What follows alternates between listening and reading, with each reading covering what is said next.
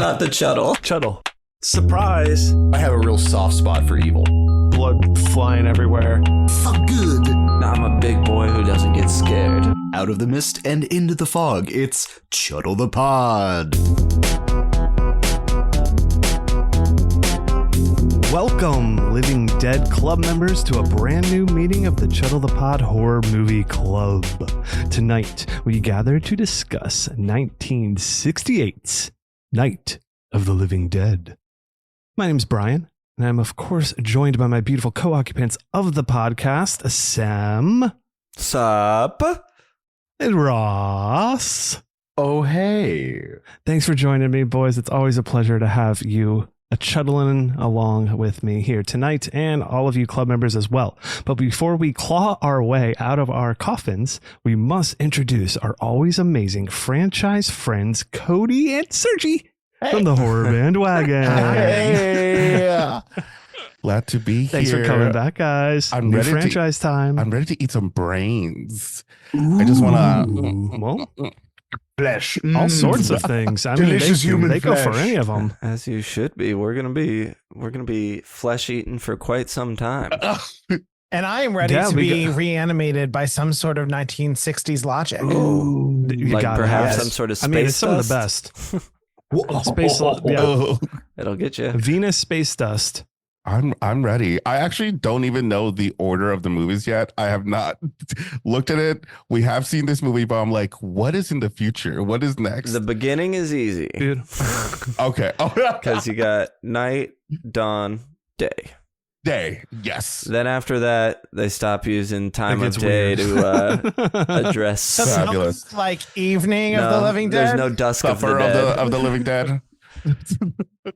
Damn. Twilight of the Living Twilight Dead. of the Living crossover Dead would event. actually been kind of classic. Sounds good.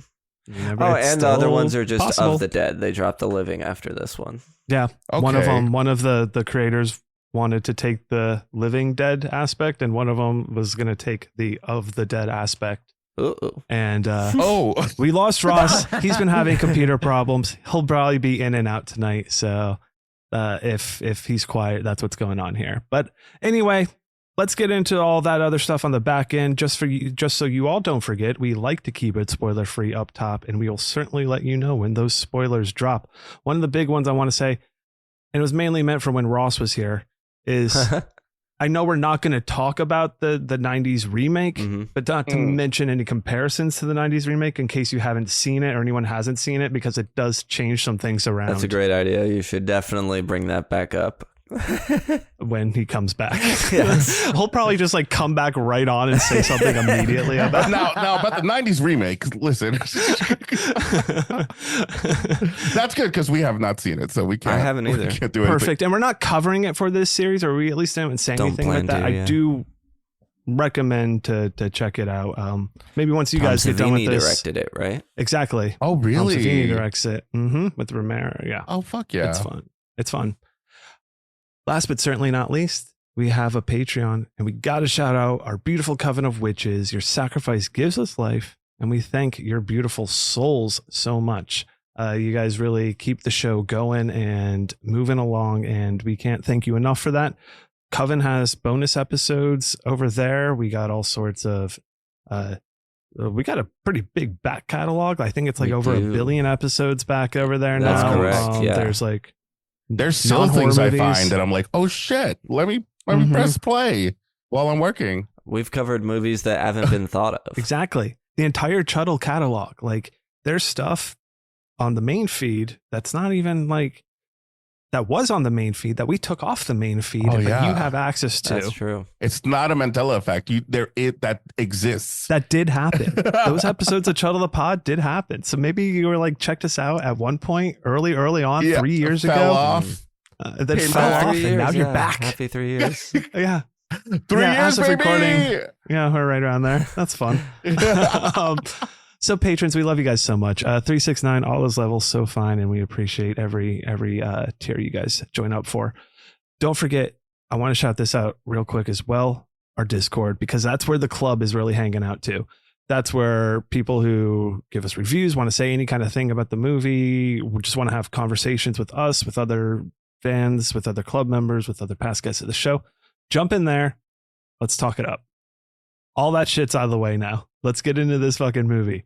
Everyone's accounted for. We're opening that goo book and we're officially beginning the meeting. Give me that goo. Oh, yeah. Thanks, Sergio.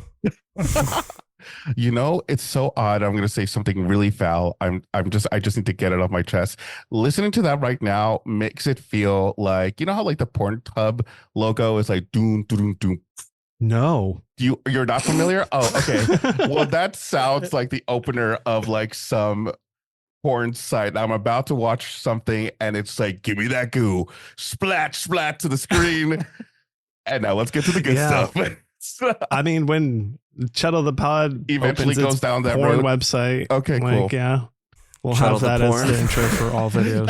Chuddle the porn. Chuddle the porn. Oh, That sounds Yep. real gross. Yeah, I feel like it's gonna be something Give like me that goo. Oh, yeah. I feel like it's gonna be something random, like Sam cutting his toenails while watching horror movies. Like I don't know, like Never. That'd take a lot of money to get Sam to do that. He's an anti-foot guy. He just wishes Oh, everyone fair. had stumps. That's how bad it's gotten. oh no. Get rid of them all. All That's right. what I say. Get rid of all the Let's do toes. some lines. All right, we got a log line and a tagline Okay. coming at you. A couple taglines, but first log line. A ragtag group of Pennsylvanians barricade themselves in an old farmhouse to remain safe from a horde of flesh-eating ghouls that are ravaging the northeast of the United States. Very wordy. That's like early Chat GPT stuff. Yeah, but I mean, as a log line, I think it do you need something more? Oh, I wait, guess that's you the could have log something line? more simple. Yeah. I was thinking Yeah. it was the tagline in my head. As like a summary, I think it hits the nail on that. Yeah. Ragtime of folk. I feel like Pennsylvania is irrelevant in it, though. Like, what makes this? I say this as someone from Pennsylvania. What makes this Pennsylvania? Why does it need to be Pennsylvania? It could be As anywhere. opposed to They like got all the counties in there. They got the newscasters. they're just their own people over there. They're just I think that's acting also where they wild. were filming, and I think they just Oh, wanted to like absolutely. Okay. make it He's from relatable or Pittsburgh, something in that aspect too. Or, Like, I mean, I people guess it would make a recognize or difference if you something of it. mentioned like Alaska, like people from Alaska. It would make a difference. But I guess Pennsylvania. I mean, it really, yeah, it could be any town USA. I get it. Like, it doesn't need to be, Yeah. but yeah, it does. I guess focus on the Northeast. The I noticed the taglines. There's a shit ton of them, and There are. I know when the you main look one. at like something like the poster, especially the poster that's on Shudder, anyways, one of them has like, I don't know, this looks like about 7 taglines at least on the it. poster itself. It says Post them all. so at the top, something new, something evil, something unspeakably terrifying, and then it goes Night of the Living Dead, and then underneath that, no Those love are story. like- Those are like the wedding essentials for our wedding. Yeah, pretty Something much. new, something That's evil, our something theme. unspeakably Yeah. terrifying. It needs Expect something it all. else. One more. We need one more. Something. And then we have no love story, no hero, no heroine, no message, no questions, no answers, just terror, which gnaws at your very being. Sorry, I had to like manually zoom. got That means get smaller. my face closer to the mic, the monitor. I don't know. I think to that's see what that said. that's funky. There's so much happening. Mm-hmm. I guess it's fine. If it doesn't scare you, you're already dead. That's one of the more simple ones. That one. I think I I, like heard that that in one. the I in like that the one's fun. trailer. I think. That would make sense. Yeah. Not responsible for any missing bodies or cannibalistic acts. Oh, so if you see this and you're like, I'm gonna go eat some people. Oh, like wait, hold on. Don't Oh, blame hungry. the movies.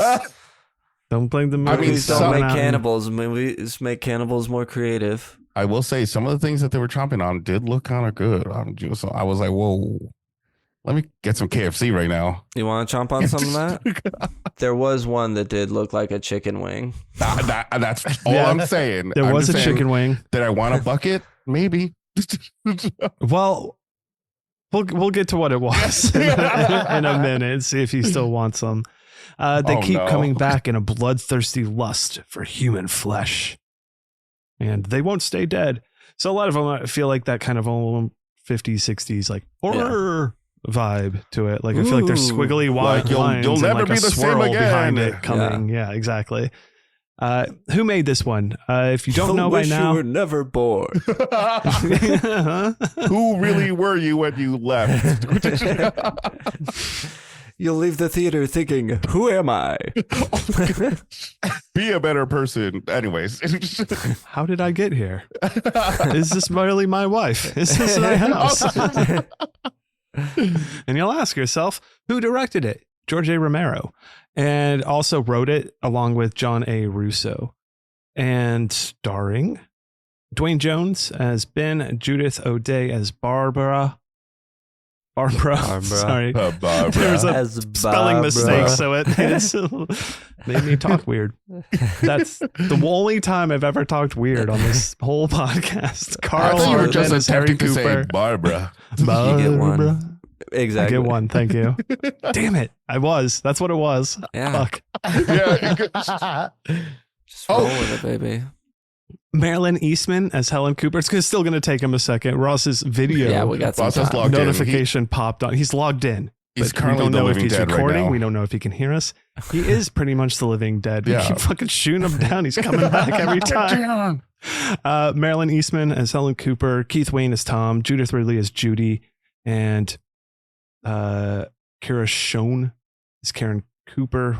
The corpse in the house. We don't need any. Yeah, that the worked only out. other one, George Costanza is Sheriff McClelland, our sheriff character we get towards the end. Yeah, we're gonna go Know over any of there, these guys? shoot him. Know him from anything else? Lucky Pig. I know Dwayne Jones from this. Yeah. Dwayne Jones. I learned a lot about Dwayne Jones after this because I was like, Dwayne Sure. Jones. Wikipedia. Well, it's funny because he came from, like a big theater background and all this stuff. Mhm. You can And tell. I hear it Yes. this time. This is the first time I Yes. really heard that in his voice. We said that Yeah. a little before. more. Thing. I'll probably repeat it later. Grandiose. He's got that theater gravitas. Yeah. Like if you would hear him from the back row.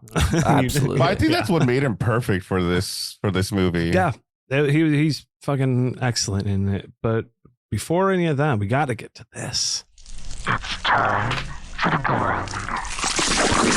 Fatality.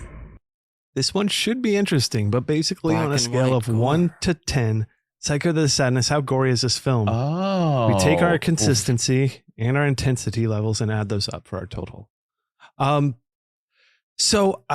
So we have to. It's hard to judge this one. Yeah, do we have to, like- because you look at it because we're in a 2024 lens. Obviously, Yeah. we're in a Mhm. post sadness world. We're in 1968. a lot of different things now.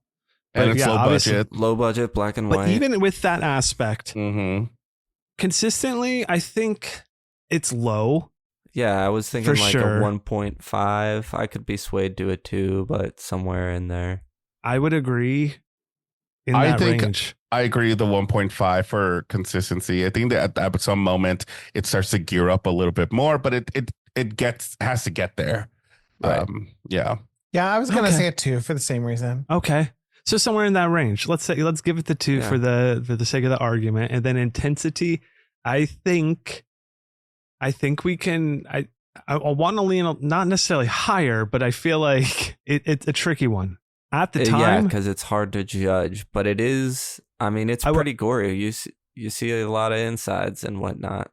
Yeah. you certainly it's- do. You see organs, you see various things being munched on and gnawed on. As Sam said, one clearly looks like a chicken wing, but like at the Yeah. same But time, like it looks grotesque, like it's in your face a lot Mhm. when it happens. And a lot of this movie, I was kind of going in the lens of a person going to the theater in 1968 and seeing this for the first time, which would be grotesque.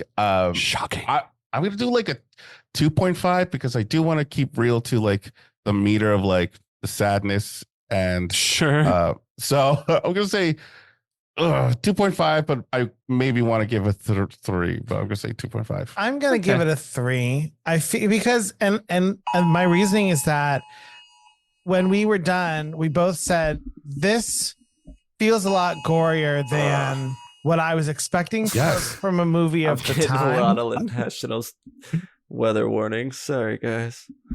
Oh, Okay. Sam's awaiting a I don't know hurricane if to the promptly mic hit him. picked that up, but I just Oh, had I to turn see. off like 3 in a row. Oh, wow. Okay. Sorry. That's okay. I'm gonna leave it at a 3. On one hand, I don't want to give it bonus points for just trying to put myself in as a viewer at the time, but I'm going to anyway. 3. Certainly. Ross chimed in and said consistency is a 1.5, intensity is going to be like a 3. We have limb eating, gunshots, and organ flinging. For the time, it would have to be a 5, but I'm taking 2 off for the time capsule effect watching older movies. I'm going to give it like a 2.5. And I still feel giving it a 3. Yeah. I was going actually much higher than everybody. I was like, maybe is it a 4? Because I mean, they're just like, I don't want to say too much of what's happening, but we know the part we're talking about when we're seeing them. See, all. I was It debating is, the same thing because pretty intense. Because when I was watching it, also I was like, maybe this could be the first horror movie I show Bo. And then during that, I was like, who is my 5-year-old son for the listeners, and I was like, at that point, I was like, nope, not yet. Sure, of course. Okay, fuck it. Let's give it a 3. Let's give it a 2.5. So a 5.5, you feel? Or was it a 2.5 or a 2 that we were giving? A 2, excuse me, a 2. So a 5. So a right 5. in the middle. I'm good with that. Yeah. Right in the middle. Cool. That works for me. All right, let's go ahead and find out. Who is the horror forward? We got 4 questions coming for you. What kind of subgenre does this belong into? How are you going to watch this? Is it for beginners? And should you know anything going in? So think about those as we start over here. Subgenre, zombie. I mean, or ghoul. Yeah. But like, it's it's not necessarily the start, but it's the start of like what we know as like the what zombie we know movie. as zombies, like a modern zombie. Yeah. And if you want to throw that into survival horror, which is essentially almost what a zombie movie turns into or is almost always. Yeah. So except for these days, we get a lot of fun twists. Well, exactly. That's what you're trying to twist around. But back in the day, it was really about all that group of people surviving, isolated, single location, more or less. Horror zombie film. Not Nailed much to really expand upon there. How you want to watch this one? Black and what do you white. think is good for? It's not I mean, subgenre necessarily, but yeah, but I feel like people would be like, I only if as soon as they put color into film, I was out. Do you think this is good? Quiet, loud, serious, schlocky? How are you hanging around with this one? Hanging out with friends, talking? I think for your first time viewing, I think be young and be in a dark room and enjoy it. Well, and I think that's really what speaks to our next question. Is it for beginners? I think this is a very beginner. Yes. It's one of probably the best beginner ones. Not necessarily if you're super young, but like if you're an older horror beginner. Right. Whenever it's time to begin. I think that this almost should be watched by beginners rather than people who have a lot of experience with horror movies, especially with zombie movies, because I feel like I would appreciate this more. And I say that not saying that I did appreciate it, but I think that this would have been a much more interesting watch if we didn't go into it knowing what is now the established zombie rules. That this movie, like seeing as many zombie stuff that has already been out there. Yeah. Well, and watching it now and having seen all the other stuff, you're almost watching this like for its historical value, Fair, for its influence and meaning rather than for the movie itself. Does that make sense? I mean, I still think I'm not saying that I think it's a bad movie, but that's the only context you can see it in now. Whereas if you see it as a kid, it's still just some movie. Yeah. I mean, going back to the question of like, how would you like to see it? I personally really enjoyed the idea, especially like around Halloween by yourself in bed. You have this movie on. It just seems very classic with the music and everything. I think it's actually would be really well enjoyed by yourself. I think so too. Yeah, like I said, if you're young and just starting your journey, it's great for it. Ross pops in and says this as well. This is like Intro to Horror Movies 101. It's tame enough because of the time gap that YouTube is more intense, so you can legit have younger audiences watch this, no problem. Thanks, Ross. Yeah. Thanks, Ross. And for beginners, we said great. Like, and knowing anything going in, not necessary. No. Just this No, kind I of don't shape. think you need to know anything. Honestly, Zombie go in genre. as blind as you can. Yeah. Don't Mhm. even look up a poster or anything. Just press play. Yeah, precisely.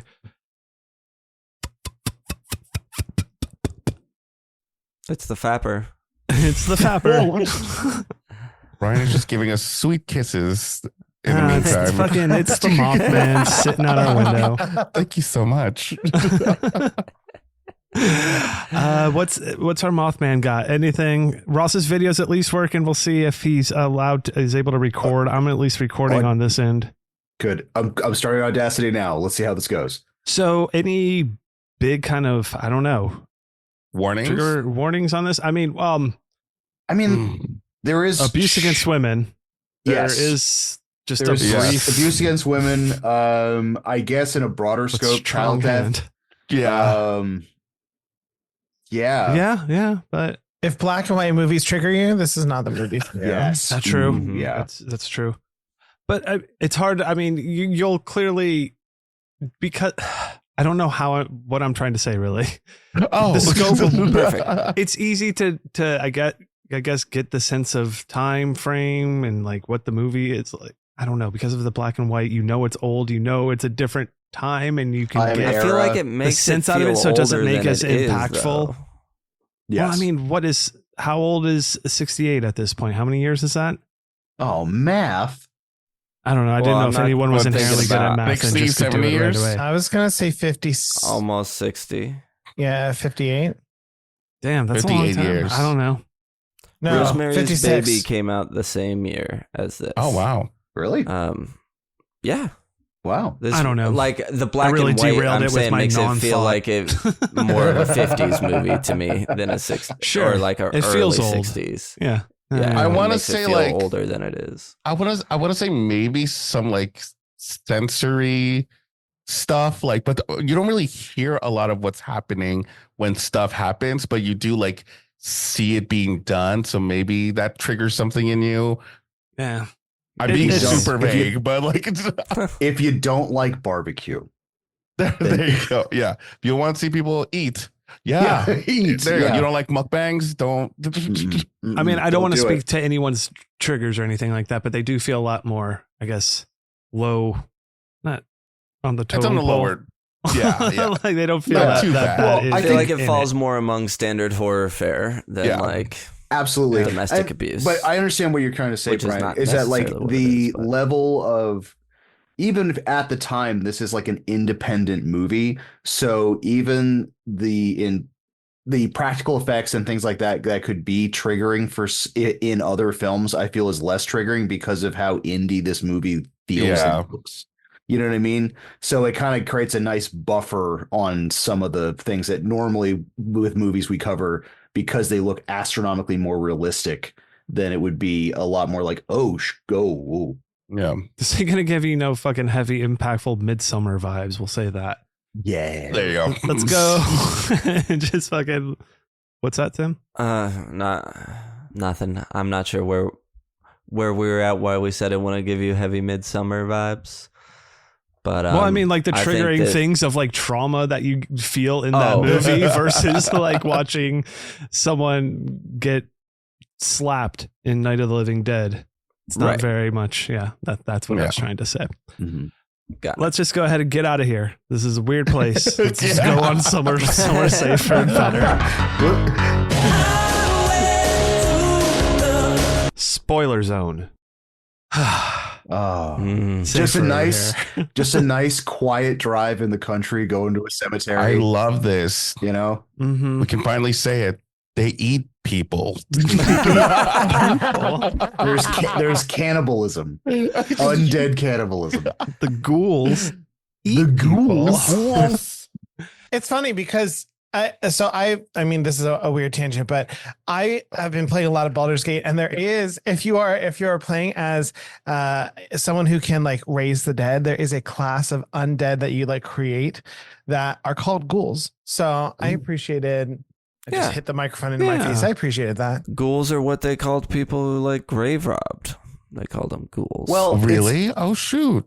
grave robbing and corpse eating and things like that. Ghouls are Ghouls- primarily like Wait, like People after who- they're like in the ground, they dig them up and then eat them. Yeah. when I did the thing on all the bodies that were getting stolen for the doctors' riots, it was Yes. a Coven episode, but they those people were called ghouls, even though Ghouls. they were stealing them for science. Cool. Body Eating it stealers for are science. ghouls. We're stealing these bodies for science. So what you're telling me is that I can combine cabbage and some spices and other stuff and put it in a pot in the ground to ferment and then take it out and eat kimchi, but I can't put a body in the ground in a pot to ferment and then take it out and eat that? That's Well, wrong. I mean, okay, You depending on can. what country you're in, it has a more of a wider berth of whether it would be shoved Let's be upon specific. I'm here. sorry. I think the Yeah. more important question is, human kimchi. do you make your own kimchi?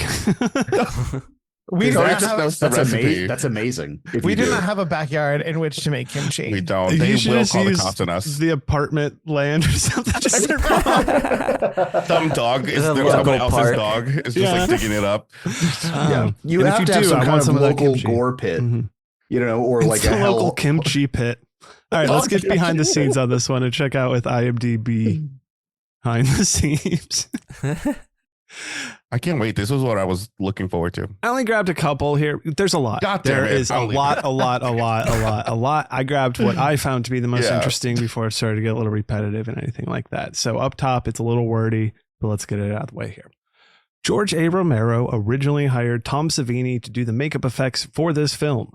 The two were first introduced when Savini auditioned for an acting role in an earlier film that never got off the ground.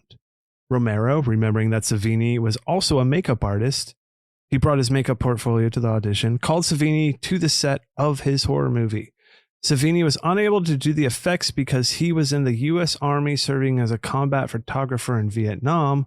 Savini later appeared in Dawn of the Dead and directed Night of the Living Dead 1990. Yeah. Cool Stuff. circle. I knew all that, but it's very cool. Yeah, I feel I like don't think I knew again- that he couldn't do it. Couldn't because he was in the army. I knew he was in the army, but not that he couldn't do it. S. William Heinzman and Carl Hardman, two of the original $300 investors, were cast due to a shortage of available talent. Another investor was a butcher who provided some blood and guts. Nice. Ooh. His own stash. I love it. Yeah, he's like, hey, I'll Yeah, invest I in the got some movie with blood some of guts. this stuff. You want some I guts? love You the know it idea of that. smelled. I've got That some guts. smells. Ugh. Disgusting, yeah. Yeah, Wait terrible. until I'm not going to spoil. Wait until we get to Day of the Dead. There's a story about Day of the Dead that is. Oh no. Oh, it's fantastic. Trust me, we'll get there. See, this is the stuff where Yeah. I Also, Yep. We make brought sure this not up. to compare this to the, the remake at any point. Don't bring up any of the differences. We mentioned it earlier, but you weren't here. Oh, yes. Okay. They haven't seen it. Things are Sealed. different. Yeah. Things get weird. Other conflicts of budget and the era in which the film was made included shooting on 35 millimeter print, but only having equipment to edit on 16 millimeter. The crew had to transfer all the footage to 16 millimeter before they could work on editing it. Oh no. John A. God. Russo also notes they rarely had time or film or more than one take on any shot. They had no way of checking it. He had to trust that George A. Romero was getting every shot just right. Wow. Damn. Wow. Yeah, this was like some I did indie not filmmaking know. stuff. Yeah, Which is- I knew it was, but It's That's interesting wild. too, because I only noticed one or two like really hard cuts Yeah. in the Yeah. at least in the version I watched. So I was like, Like, that whoa. makes sense. Where like if you only got one shot to do it, I mean, they're like, okay, well, all right, well, that'll work. There is I believe it's in the basement at some point. There is Oh, one yeah. scene where there's 6 to 8 minutes that got cut out of the film. So there is like an abrupt cut in some things. It was just like Mhm. dialogue in and the stuff that the studio wanted basement. cut out. Okay. Yeah. So that could have been one of the things. Yeah, there's a few. I think one other moment, more stuff of some of the zombies, I think, circling the house and moving in and just going about Sure. Mhm. also got cut out. And none of that, let's see. I think I'll get to some of the other reason, but basically none of that footage it's just lost. At the time of the film's release, any work that did not include a copyright notice was assumed to be public domain. Since the filmmakers forgot to include this notice, the film slipped into the public domain. Yeah, so it's everywhere. See, I think I knew it was public domain when I was a kid too, which also made it seem even older. You know what I mean? Like, it's public domain. Well, it's really funny when I started collecting, just buying VHSs and DVDs and things like that. It was wild how many different VHSs of this you could find, because there's so many different places that just picked this up and just copied it and made it. I'm really, I need to look into it, because I really want to make and release the Chuddle cut. Like, can we get in on this? Literally could make a Chuddle the Pod presents Night of the Living Dead. You are legally allowed to do it because it is with commercial breaks in between and put it on a Blu-ray. Like Chuddle the Pod presents. We could do like a whole little intro. That'd be fun. We can film a little ad for the Horror Bandwagon and we'll send it over. Love it. Yes. We want it. Well, yeah, that we need to recut it and redo it and somehow make a whole different story. We'll do voiceover. You guys can be actors in it. Yes. Yeah. There is as well. I remember when I looked on IMDb to see, I knew it would be like available everywhere, but where it was available, it's like says like 20 plus services so you can find it on. Well, you can also watch the whole thing on YouTube. It's like uploaded. Yeah, exactly. I'm sure. Right now. Yeah, you can find it anywhere. Like, yeah, I ended up watching it on Shudder. I did as well. I watched it on Max. I think we watched it on Peacock. Wow, I guess we just watched it. See, I love this. Yeah, let us know where you guys watched it. I like this. One of the original script ideas called for Barbara to be very strong, charismatic character. Instead, George A. Romero and the producers loved Judith O'Dea's portrayal as a terrified young girl much better and edited the script to accommodate the part. Ugh, bad It's choice. just, Bad. Not You will good. hear Cody say the word. Well, when we were watching it, say useless at some point. Yeah, it's such a. Did you do a react for it? No, that we just sat down and watched so it. surprised. Oh. No, good for you. That was just for us. We just wanted to Yeah. rest and watch Just it. for you guys. Well, Not Sam over here bullying I personally us. He wanted is to constantly see- telling you to. I want you to I react wanted to to this. see the reaction. I want to see to what you look like. the end. We'll get Show there, me what you look but- like. Next time, take a Maybe picture of for your a Dawn face of and the send Dead. it to Sam. This is us right now. We're enjoying it. We'll have like a different feed. It'll be like our dog cam. It's What you connected need to to do is Sam's phone. text me if you're going to watch a movie you're not going to react to. Text me what it is, and I'll tell you if I need you to record your reaction to a certain scene. Okay? Okay. Got Honestly, it? sure. Sounds good. Sure. According to the George A. Romero commentary track on the Elite Laserdisc and DVD version of the film, the original working print and working elements and materials for the film no longer exist. They were destroyed as a result of a flood that filled the basement where the materials were stored, which was the same basement used in the movie. Wow. Oh, wow. So the Wow. basement used in the movie is like was owned by the studio, and that's what they used for all the basement stuff. And the upstairs Yeah. was Okay. the old farmhouse. The old farmhouse Right. they filmed in, Yeah. which was an abandoned not abandoned, but it was an Farmhouse. old like crappy farmhouse that they had to fix up. Yeah. But it didn't have What a a- basement like that. Who do you think they yelled at when they found out? They were like, "Oh my god!" I don't know. It's They always can't make any weird. money on it.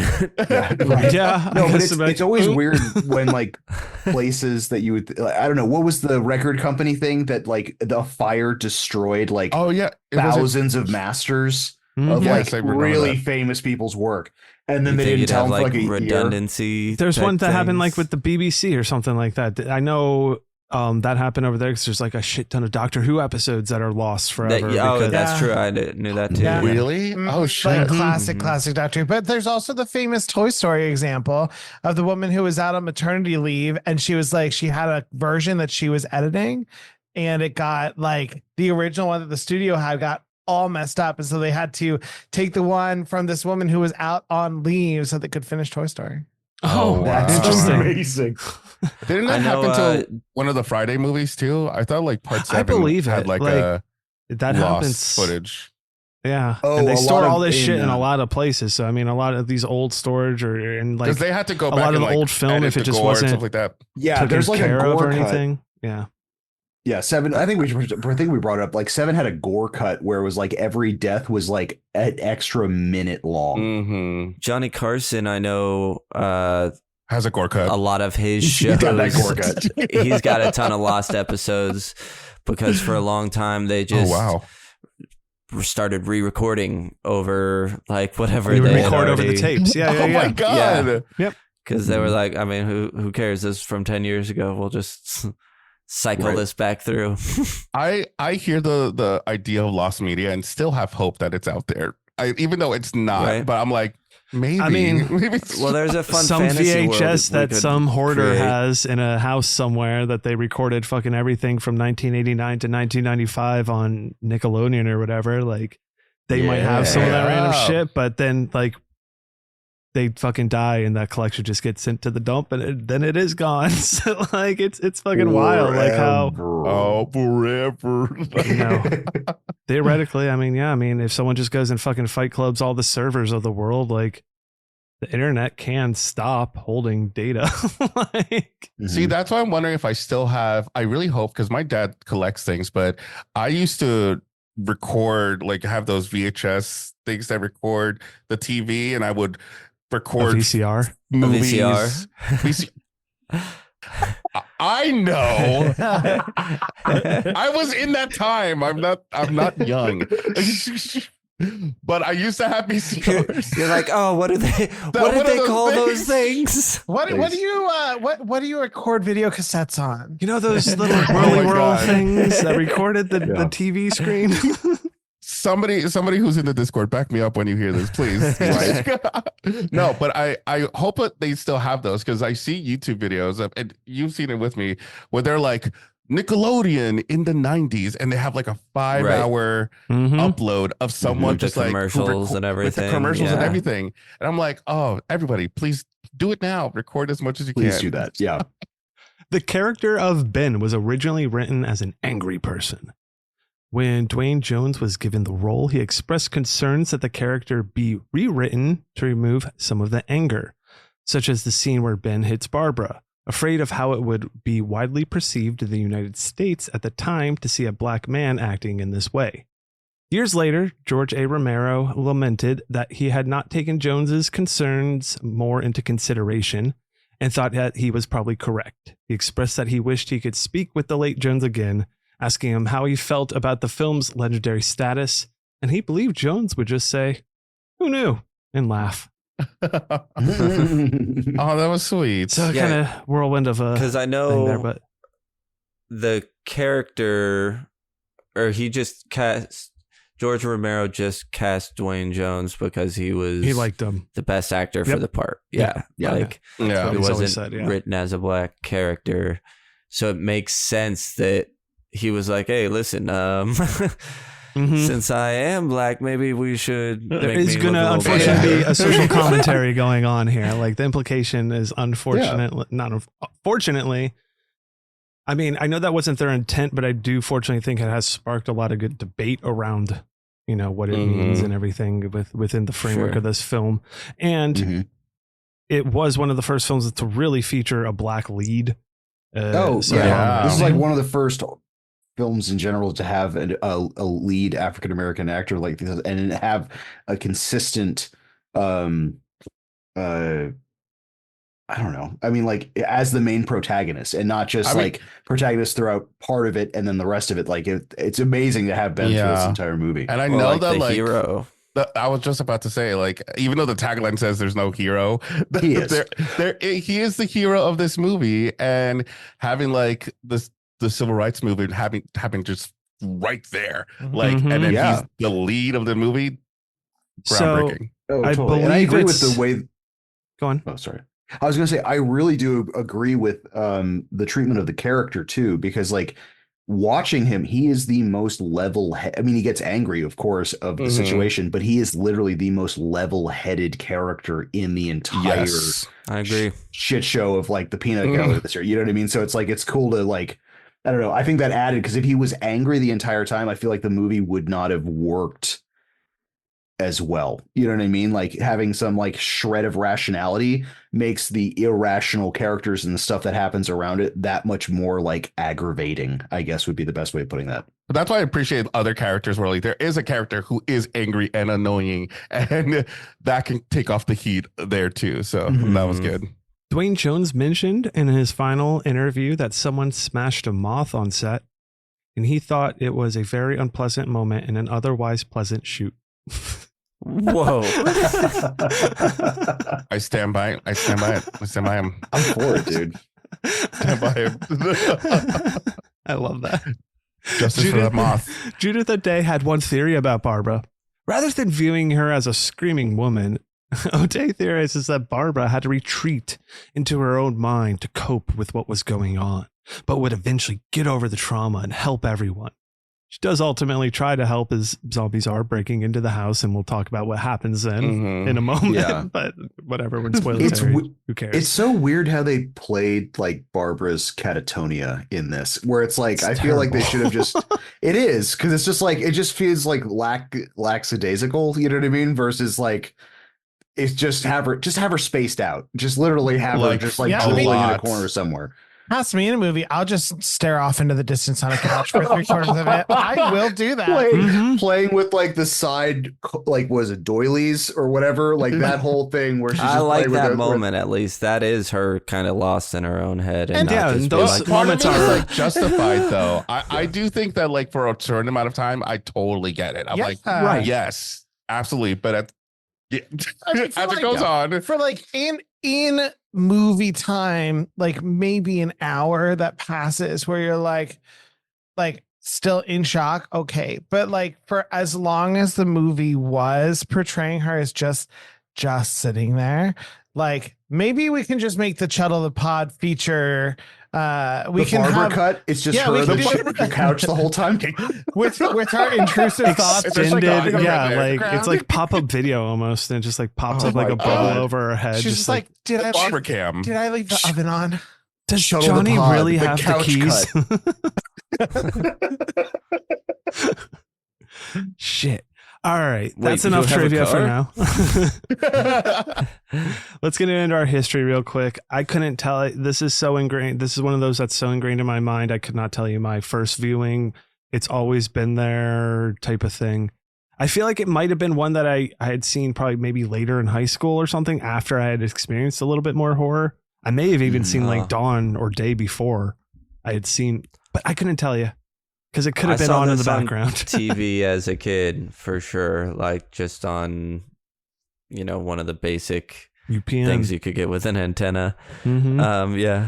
Something like this. And I saw it a few times on TV, I think. And then I got a DVD in high school when I got into horror and, was just getting into Romero. And I watched it quite a few times back then, but I probably haven't seen it in about 15 years. I think the first time watching this, it's weird because I had seen oddly enough, I seen Texas Chainsaw Massacre really young and like a few other ones that I feel are like way more hardcore than this. And I think I had actually seen Dawn before the original Night of the Living Dead. And I had seen Night of the Living Dead, funny enough, at my high school. Because I think it was like a freshman or sophomore at the time. And they had like Phantom of the Opera was one night and they had like a live organ. And then they was like, we're going to do Night of the Living Dead. So like show up. And I got so confused. And that they had live organs. Live organs thrown at the crowd and the stage. The only thing I can remember from the first time watching this, I was utterly perplexed because I had already seen Dawn where I was like, why are they picking up rocks and clubs? Like that was the weird, but I'm also like, obviously the evolution of what George Romero's zombies are in this one and what they turn into throughout the series kind of change. But yeah, it was, I don't know, but it's still, I don't know, the weird black and white vibes, like the ominous, I know it's like super overdone, but like some of the zombies and stuff gave me like Carnival of Souls vibes. You know what I mean? Like the heavy like makeup. And that just was a definite inspiration. I believe Romero cites that as an inspiration. Yeah, right. Nailed it. And I think one of the cool things I saw too, speaking of, before we get to you, Cody and Sergio, of like the makeup and the effects, one of the artist was trying to do was like would try to accentuate people's own features to try to make that like the off-putting look to them and why they look like so cool and wild. And I think I think the aesthetic of the film holds up, and it's shot and it looks really cool and really well. Yes. Cody, Sergio, what's your history? Well, I'm famously the uncultured one on the podcast, so this is my first time seeing it. That's awesome. That is really cool.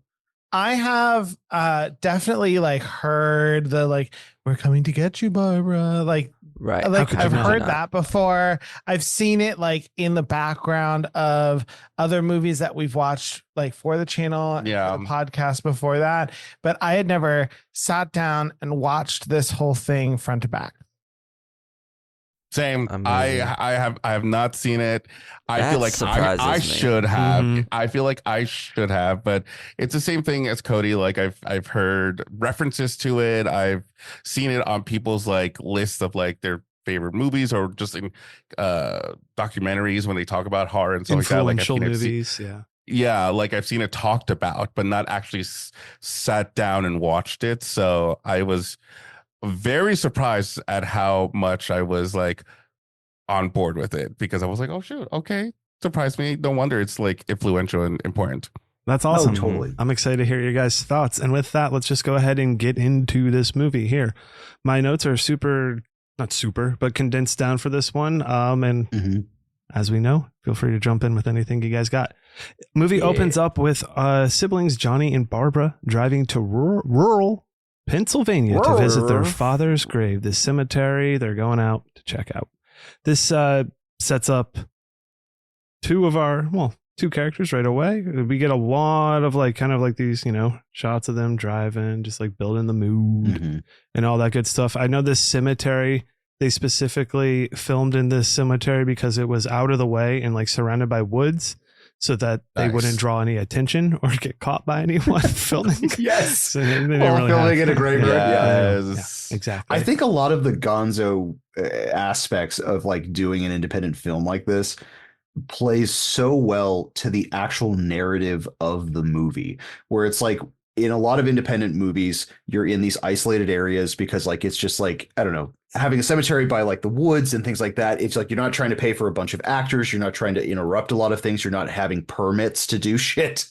So like I feel like isolation is also a really big factor on why this is such a creepy movie, in the fact of like if this was again, obviously they explore it in like an urban, like a city setting and like the suburbs and things like that. But for this one in the middle of nowhere, it's like the practicality of having to do it independently really helped in the fact of like, oh man, they're like in the middle of nowhere and just having to deal with this thing.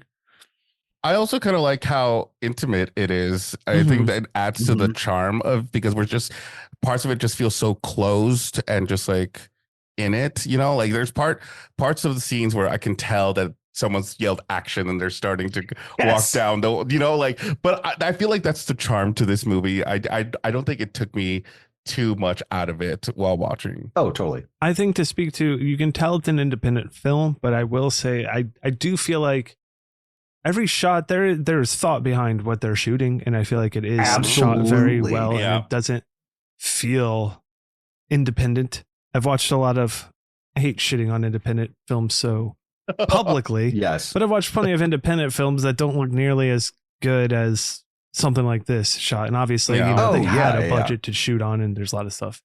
But I think there is a good creative mind, George A. Romero, and what they're doing and putting behind it, and that will always shine through despite your budget. Good creativity can always reign. Absolutely. Like, I do actually, I agree. I really agree with you, Bryan. And instead of like saying like independent, I almost feel like this feels handcrafted versus some of the higher polished, like if Rosemary's Baby came out the same year, you know what I mean? Like this feels hand carved, you know what I mean? Like you can tell that this was like a labor of love. Yeah. And I had a question. Yes. Did we reveal that they were siblings early on by any chance? Because at some point we were like, wait, are they together? Are they siblings? I think at some point later on she says like, my brother Johnny, and I'm like, oh, Got it. in the conversation in the car before they get to the graveyard, he's like, I don't understand why we have to do this. And she's, Mom wants us to put flowers on the thing. It's like, well, she doesn't take the trip 200 miles both ways to. There's a lot of implied talk, I think. It's supposed to be it wasn't until inferred from it. Yeah, There's no it was direct. implied because I think like Cody like says mom, even though like she's not my mom. So I always like, okay, it's like not specific, but I think they're sisters, they're brother and sisters. Definitely. I think honestly. Sorry, Ross, go ahead. Oh, sorry, go ahead. No, go ahead. I was just gonna say, I think that like for me, at least when we were in the car and he was like, well, mother asked us to come out and like put them on the grave. I still thought that they were together, like a couple. Oh, totally. Like Norman Bates called and mother. he was just like, oh yes, mother wants me to do this. So I will do what mother asks. Right. Sure. No, I think the only tidbit where it kind of changes it for me is I think he brings up the fact when they were kids in the same cemetery. Oh, because I think okay. He Grandpa does. would That's come when out. he does work coming to get you. There you go. Right after No, that. but it is. They really don't infer like what their relationship is until explicitly later in the house and stuff like that. Much later, because even later she goes, what did she say? Johnny. We were visiting Johnny and I were visiting my father's grave instead of our father's grave. Yeah. Mm-hmm. Also, this dude looks like your classic like 60s like nerd. Johnny, Just saying. Yeah. Oh, he was very He's a fashionable. real Brad. Today, Oh yes, he's a he'll real be brat. trendy. He'll be trendy these days. I don't know, not with that tie. Oh, Are those driving gloves? Oh, those are some The driving gloves. gloves I could deal with, not the giant polka dot tie. You don't like it? That Shit. is a polka dotted tie too far. I you need to get a new tie. he was bringing it to the outfit. wedding. We're wearing Oh, polka my dotted ties to the wedding. I'm so Oh sorry. no! But what if it matches my polka dot suit? I mean, listen, as if long it's as a not whole the tie. ensemble, As long that's as a not- different story. But Barbara is giving 60s woman. I love her look. I love her little like. I would like to Her, see like, her in door color. I don't staying. want to see this movie in color, but I want to see a Her picture look in of her. I think there is a Is there a- colorized version of this Okay. movie. There have I've been heard that. people I'm not have really made, but there's one that's too like interested less in that. than. There's one that's supposed to be better than the other, is what I think I read in some of the trivia or something like that.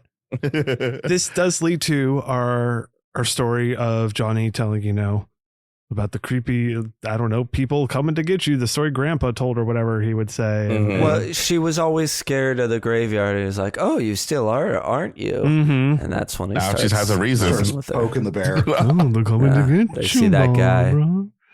Right? Yeah, he's one of Even- them over there too. And like, there's this Yeah. weird stumble. That dude. line will forever just make me happy. I think and, like seeing it in the context of this movie finally just made me like iconic. I don't Yeah. even know if they thought that was going to be something as big as it was. No way. And this I guy feel gets killed immediately, never returns. Oh, George totally. Romero, I'm sure, was just hoping people would see this movie when he made it. It is such a kind of a dick move from Johnny too, where it's like, I just like the fact that he's just bringing in a random person because it's obviously you're in a cemetery, right? And then you see some dude and start pointing at him and like yelling, like, Yes, "He's He one just of fucking, them." he just fucking your teamed his sister with this like dude walking through. Yes, you know what I And mean? then he's like, Oh. "Oh shit! Oh shit!" And then he's Hold like, on, let me go I'm in. gonna run away from him, and then like tries to run away, and then shit. she's like trying to be all nice and walking by. I guess she was gonna walk up and apologize, but then that's when this strange man comes and attacks her, jumps all over, Grabbed and her. grabs in. Johnny he turns serious. And if you tries to help. missed anything that happens here, she will tell us everything again. And well, Johnny In does try to detail. defend her, but he's killed because he gets his like head thrown onto a His head tombstone knocked on a or something Yeah, like that. Like yeah, it's on the Just doesn't ground. get back up. Like it doesn't even look like that. It looks like he just like his head Fell. lightly taps the ground, and that's it. He One had good some bonk, serious that's all you brain need. trauma That's as all a it takes. kid. It's like he had like this like Death Star There's a spot soft on his spot. head. Yes, Yeah, fragile bones. Yes. It's fat, fragile bones. he hit that one And this spot. is also the whole kind of thing an goes. interesting thing too about obviously like the origin of these zombies is that instead of just incapacitating Johnny and then starting to feast on him, he literally like looks down and goes like, just stares at Barbara and starts going after her. Yeah. It's like he's dead already. But there's like Yeah. live walking meat going over there. Let me go chase after that. If there's something live Yes. around, might as well go for that first. I guess honestly, they Yeah. just didn't know what they were doing yet. I don't think like they're Oh, just totally. figuring Yeah, it all there's out, which is no- fine. You yeah. can tell No. what they're playing with here. This whole next sequence I do love. Like I kind of felt like it was what modern slashers, what we crave from modern slashers, was like that long ass chase scene. She's Mhm. just Yes. running, Mhm. going to Gets the in car, and just the quintessential falls down out of nowhere and picks Yes. herself backs up. Like Her it heel was breaks. yeah. I like how she doesn't have shoes and then trips and then has shoes on the ground and then runs.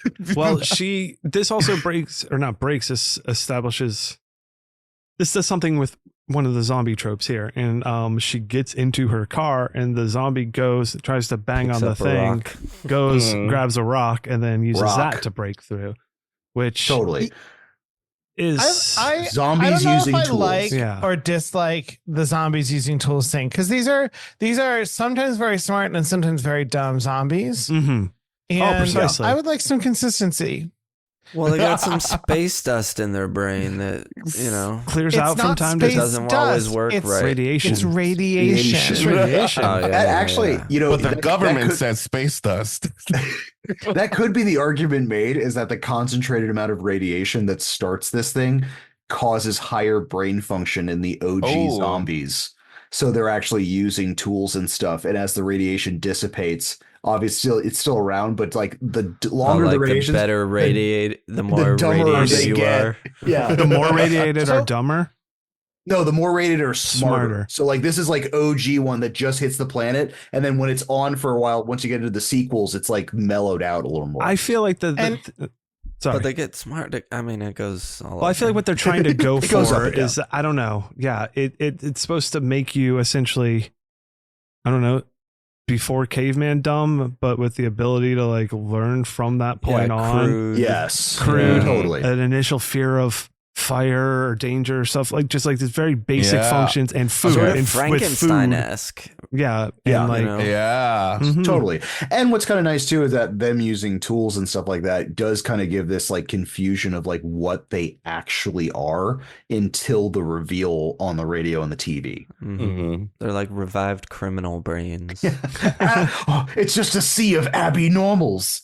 And I'm sorry, Cody. We interrupted you a few times. Oh no, it's okay. I was just going to say I'm trying to just process also this explanation of radiation. And this is like, because I feel like, why wouldn't we have effects on the live humans if we're having effects on dead ones? Well, it does I just presumably. But- started. What But then as Yeah. I started saying that out, I feel like I remember later on they're explaining like in the newscast that the radiation is affecting everyone, but the effects don't like kick in until you die. So like we're all anybody is We're all the capable of Walking dying Dead. and turning into a zombie. Yes. We just, some of us haven't died and turned into a zombie yet. exactly. Yeah. Yeah. That makes sense. If you die, you will turn into a zombie unless you have head trauma or are burned before you can turn, is what they set up essentially. So I don't know if like, if in this I have world, psychiatric trauma. Does that count? right? Real messed up in the head. Yeah, it doesn't work. So I do, like you mentioned, guys, the whole chase scene here leads us to her getting in the car, rolling that away and crashing, quote unquote, against a tree. And then her having to get out of that car, which leads us to our farmhouse, which I mentioned before that it was like in the process of being torn down. And then they went to the homeowners and were like, we'll basically be able to destroy it for you.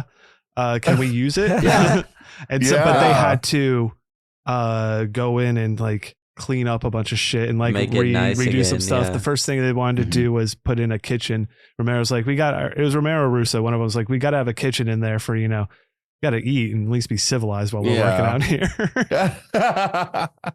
A full function one. So she reaches this farmhouse, seemingly abandoned, where she's trying to seek refuge, running inside, just whole moment of, her seeking throughout eerie quiet, looking throughout this place while this is zombie man is still lurking around trying to get to her. Yeah. And this is the part where you mentioned saying like there was a lot of intentional filmmaking here, because there were some shots that were like really beautiful to me, like the one where she first gets in and closes the door, and like the way the shadows are like just draped over, and she's just laying against the wall. And I think she goes into a room at one point, and we just focus on one of the things spinning around. That was really cool. I like how they frame these scenes. Yeah, absolutely. I appreciated the intentionality of a lot of the shots as we were like getting introduced to the house. They play with lighting a lot, which I appreciate, and try to shadows to make the lighting and shadows to really amplify the drama, which is fun, nice. Adds which to works great, especially for the black and white. Doing it in black and white, yeah, they know what they're doing there. So while she's in here, she's fucking going around. She eventually, I believe, makes it upstairs at this point and sees the old gross dead body, freaks out, runs away. That was a little bit of a jump scare. I was not expecting that. I was like, whoa, that's gnarly. I believe that guy was made, I believe his eyes are ping pong balls. Nice. And then this takes us to the arrival of Ben. We get some headlights rolling up outside, and a man comes out. And it's Ben, our lead character of our strong, handsome man who comes in to save. I'm sorry, he made me feel safe during this whole movie. I was like, yes, nice. do everything, please. Awesome. And I mean, he takes control. He certainly does. He knows what the fuck he's doing. He's like, yeah, what the fuck? Where is this place? He's like, what the fuck? What's up, lady? Tell me everything. She doesn't know what the hell's going on. She's already started her really shocked state now, where she can't answer any questions or really help at all. I think it makes Barbara's character worse because Ben's got his shit together so well. You know what I mean? Where it's just it really shows how like off kilter Barbara is in this movie. I really wish they would have like toned that down. There's a lot of audible whimpering and whining that I think is part of the problem. Right. Like if she were just not always making noise.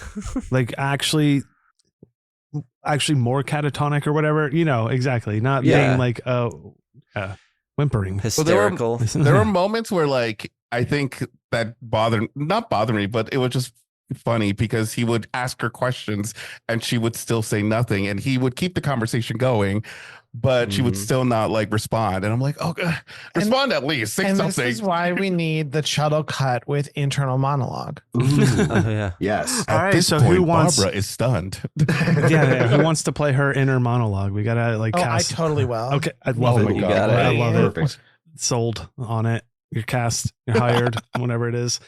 So he starts taking control, barricading doors, windows, trying to get fucking information, establishing their safety within here, going throughout the house, trying to figure out what the hell's going on. As night falls, more zombies start gathering around outside the house. I like how at first he's like, there's one out there, I can take care of one. Then like two show up, he's like, I can take care of two. Like he's like, I can do all this stuff. And then like more start showing up. He's like, I don't know about that. Making the threat much more tangible. Yeah. Ben explains how he barely escaped from attack earlier at this point while he's still kind of going around the house trying to board shit up and do stuff. He's telling like what went on with like, he was near a gas station and saw like a tanker truck going with like 15 or 20 of them things going after that thing. This sounds awesome. Everything that he describes is fantastic. Where like the gas station one, and where he talks about the diner where there's like 50 or 60 of them that he plows through, and a bunch of other stuff. That's like all within this same sequence, right? Like monologue that he's having. Well, I detest this scene. For the only reason why is because he goes through this entire elaborate thing and he's like expressing himself and he's getting super emotional. And then Barbara starts talking about what happened with her. And he's like, and he goes, I think you need to calm down. I think you need to shut up right now because I have to do important things. Where it's like, you literally just told me how you got here. I'm trying to respond back to you on how I did. And you're just like, okay, all right, that's enough. I just needed like less than 140 characters. Thanks. This I'm specifically on that his moment side. he talks about I think, should we maybe tone down Ben's character a little bit here? Like as a black man, this is where he hits her to Yes. slap her out of hysteria. And yeah, I mean, it's like This is also where we get her like 2 minutes of telling us the scene we saw earlier, like 15 minutes ago in the movie. Yes. yeah. That's what I detest about it. I was like, oh my fucking God. Yeah, all right. I fast forward to my second rewatch. Couldn't handle it. So she talks about her experience, and she starts becoming hysterical of it. That's when he hits We her. gotta go out there and get John. He's Oh all my by God. himself. Mhm. He's He dead. saw that No. coming. That's why it was like, listen, chill. We also learn at this point, or coming up, the farmhouse isn't empty. We get to meet some more characters coming up from the basement who have heard some commotion because I believe a zombie breaks its way in or whatever it is. I don't know. He Oh, goes out to yeah. take care of some. She's in her fucking catatonic There's a zombie state. that comes from There's the yeah. back. Yes. Yeah. This is Wait, this is that's after a funny, he hit her, right? I thought he knocked her out and put her on the couch. No, it's before. Oh, that's before he hit Before, her. because I think that he starts like boarding everything up, and then she's Okay. like in the living room. But before that, was the one zombie comes from the back, and The this is look on funny that because zombie's she face. is literally in that hallway, and she's like literally in Arm that up. position, Yeah. Yeah. while Gassed. Back he's of hand on outside forehead. fucking everyone up, and then he has to come back inside Mhm. and defend her and kill that undead Mhm. ghoul. Then there's a little bit of a zombie fight. Let's board up the house. A zombie fight. Let's board up the house. Board up the house. Going Yeah. on in this here. But I am impressed with how much he knows on what to do. Like he's like breaking pieces of furniture to get the wood from that, and I was like, wow, maybe I am more like Barbara. Maybe I would be being like, what do I do? It's interesting to think of that because like back in the day, again, when this movie is brand new and people weren't thinking about what they would do during a zombie What attack. they do if there were zombies. Yeah. Yeah. Like we start thinking of that now. I'd be like, I've always thought I'd be about that. I'm like, like, well, yeah, there's there's all zombies this shit I outside. could board Yeah. up. I do this. I do Right. that. I know how to do it. I'd But go blah blah this blah. is a brand new threat at the time. Yeah. That is Yeah. is not understood. But he's on top of it. You're right. He fucking gets up and boards up shit and everything. And After what he's seen. mhm. Is this also the part where he lights Stuff. the couch? Yeah, No, he lights that on fire because he's learned that they don't. He lit one of the other zombies on fire. Those things go up real easily. The one that was in the house. yeah, Yeah. and like kicks that off the patio. Then he lights the couch up or the sofa up on fire, and it Mhm. scares some zombies away. That scares them away Like, a little bit. "Rrrr." Yeah. And then we do get. I think after this moment is when the people come up from the basement. Mhm. Essentially, after all this commotion, all this boarding up and fighting and all this stuff. That's Harry Which is already Cooper. like his or wife. a baseline when Cooper's wife, all that, like the level of, and then they bring it up, but it's like you already know what kind of character Cooper is by just calling out the fact we're like, how the fuck did you not come up to help when you Yeah. heard all of this shit? Like Could- it cannot be that sound. Could have been them. It's like, well, you heard the woman screaming, right? You know what a Screaming woman for- scream sounds like? Well, I love how but how many were there? There's such a racket up here. I thought you couldn't hear the racket. Like, I mean, I love how Ben calls him out on this stuff. Like he's like, well, no excuse. you may be the boss down there, but I'm the boss up here. they do It's have just- a ticking time bomb down there, but realistically, if they Yes, just they stayed do. barricaded in there, they could have survived. Now, at this time, they wouldn't connect the dots, right? That she has been bitten and she Nope. will become Because they even mention it. the undead. They mention it to the group, and they tell Ben, and Ben's like, "Oh, wonder Yeah. what kind of weird I diseases wonder- you could get from a bite like that." But Yeah. that's all they don't. But that is later.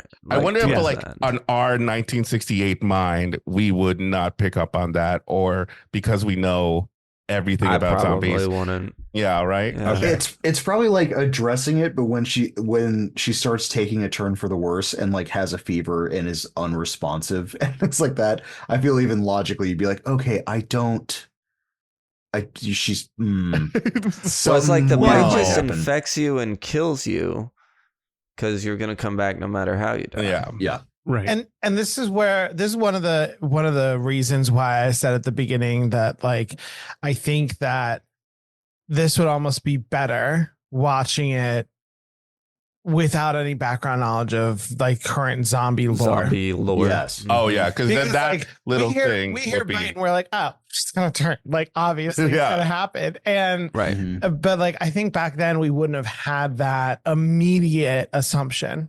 Oh, totally. Sure. Well, I mean, because this is like groundbreaking. The fact of like you're creating this lore. You know what I mean? So like this is kind of this weird sandbox that they're kind of creating where like they don't necessarily need to explain anything, but they can explain as in like the bite could or could not, or yeah, I don't know. I really like the idea of especially using tools. I don't know. They even call them ghouls. Like I feel like they just Yeah. had a bunch of different ideas and like, okay, we're gonna put all of these in, and by the next installment, if there is a next installment, we'll start whittling away at some of the other like Well, there yeah. we go. Well, apparently Make at it one simpler. point, I forget, I didn't write it down. One of the people said they're coming up with ideas of how to either like, I guess, hurt the ghouls. How do you kill them or anything like that? And somebody suggests you could throw pies at their face as a joke, which comes back in one of the sequels coming It does. up. Really? Oh It my does. god. So tensions quickly arise. So yeah, Harry Cooper, his Yeah. wife, their sick daughter Karen, and there's a young couple, Tom and Judy, are all we're hiding in the basement. Tom and Judy, yeah. the most unfortunate couple in this movie. Very, It's they're simple Yeah. folk. Yeah. Yeah.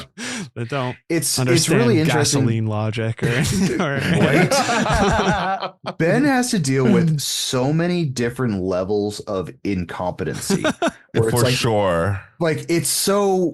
I mean, again, obviously there are in a lot of Romero movies, the zombies are a catalyst or a MacGuffin to real issues like going on Mhm. throughout them. And in this one, it's like, I mean, like obviously, you know what I mean? Like this one, I think is like by accident, you know what I mean? In the fact of like, when you show Ben this like incredibly proactive, like he's just got his shit together and he has a plan in action during insane shit. And then you have Barbara, who's almost catatonic. You've got this young couple who are kind of dumber than a box of hammers. And then you've got Cooper and his family where he's like bullishly overprotective of the situation, obviously because of his daughter, but then this Yeah. weird sense of like narcissism that's going on as well. Just a blowhard. Yeah, he's just Yeah. a blowhard.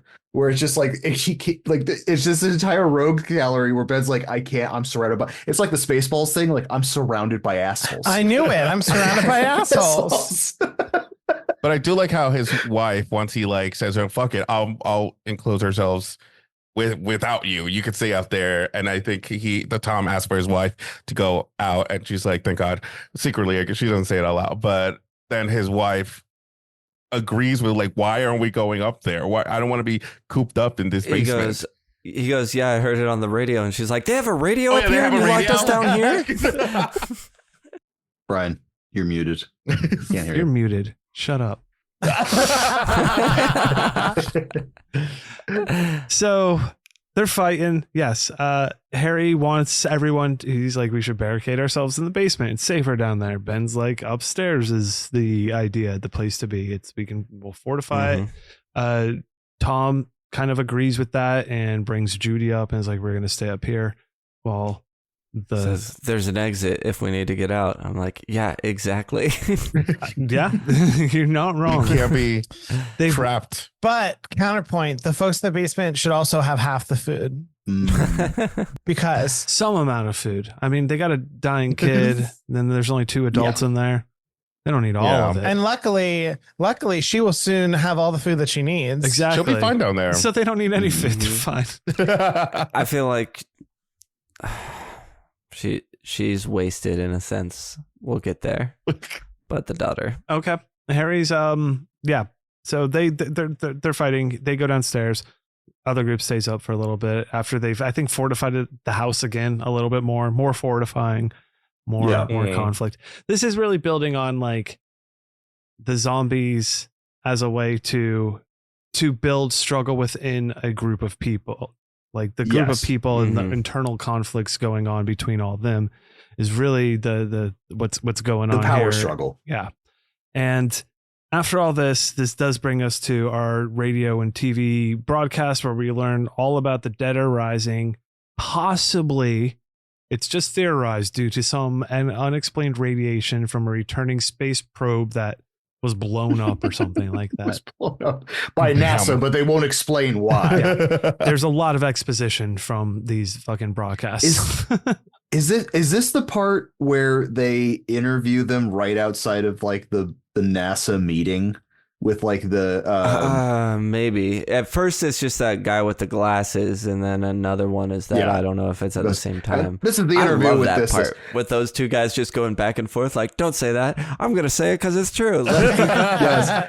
And I also love because like Romero is one of the reporters, and Really? well, you can tell because he's like 6'4". Like he's a super tall dude. So like he's just shit, okay. towering over everyone else.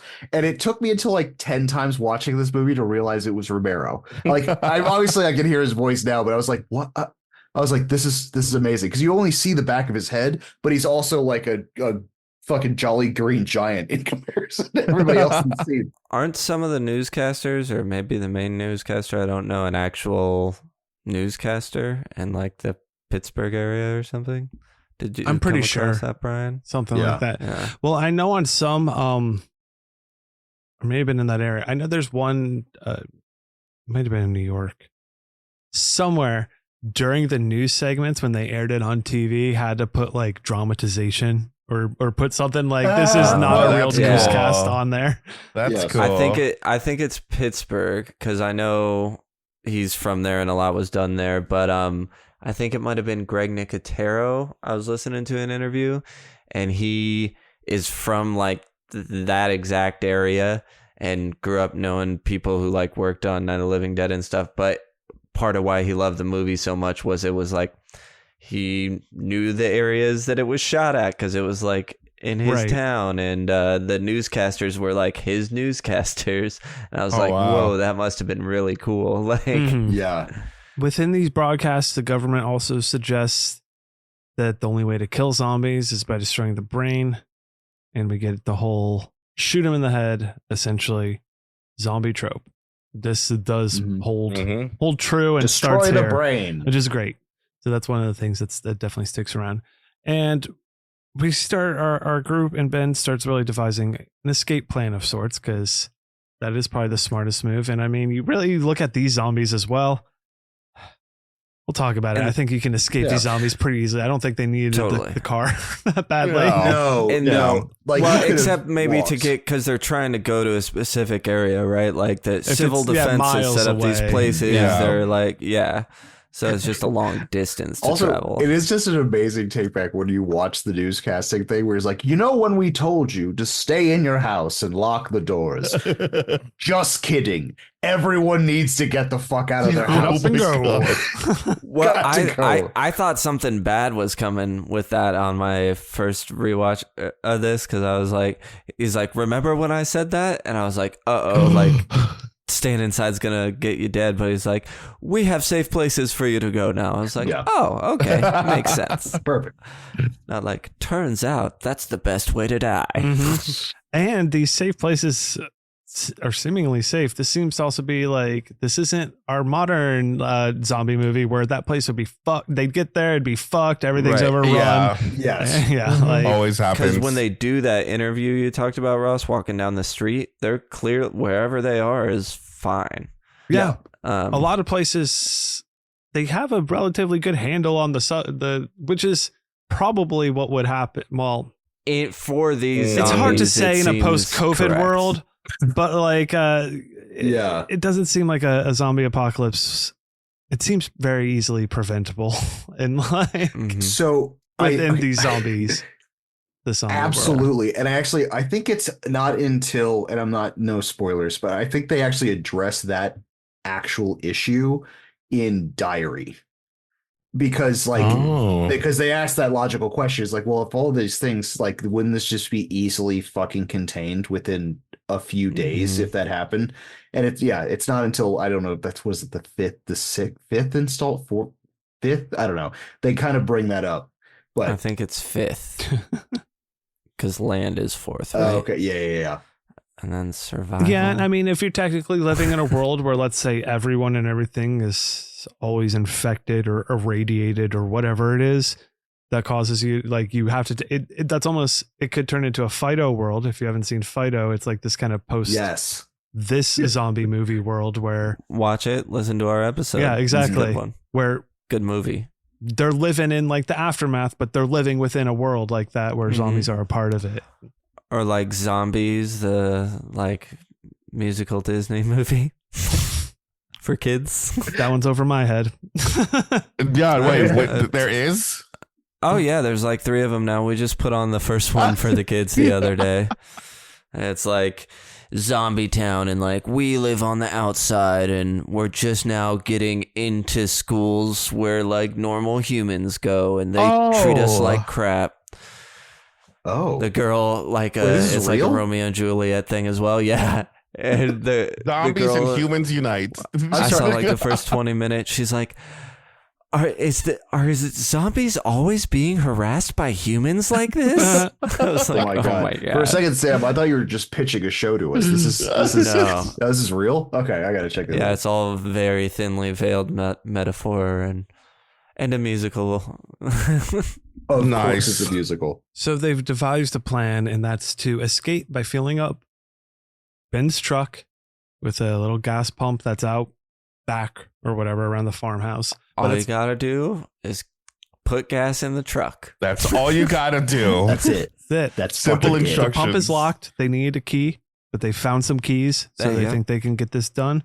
And they hope to drive to one of these rescue stations. What's his name? Old Blowhard has got to throw Molotov cocktails out of the top floor first. Yeah. Get everyone distracted. Get them scared away from the truck so that they can get in. This is when we get the first Judy being Judy, and she's like, last minute's like, I'm gonna go with them, and runs outside. Oh my god! Nothing bad happens yet, but they all get into the truck and go over to the fuel pump.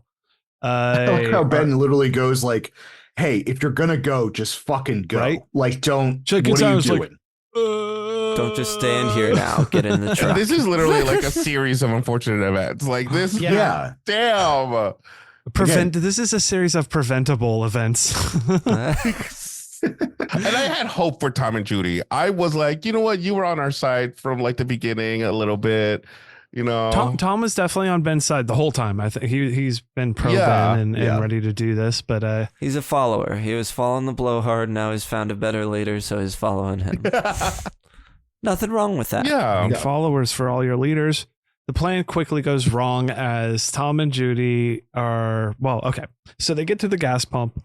Tom's fumbling around the keys. He can't fucking figure those things out. Well, Ben has this gun that they found, and he's trying to take out zombies approaching. He also has this handmade torch that looks like it's from a bedpost that just got lit on fire. Or like humongous a table or something. Yeah.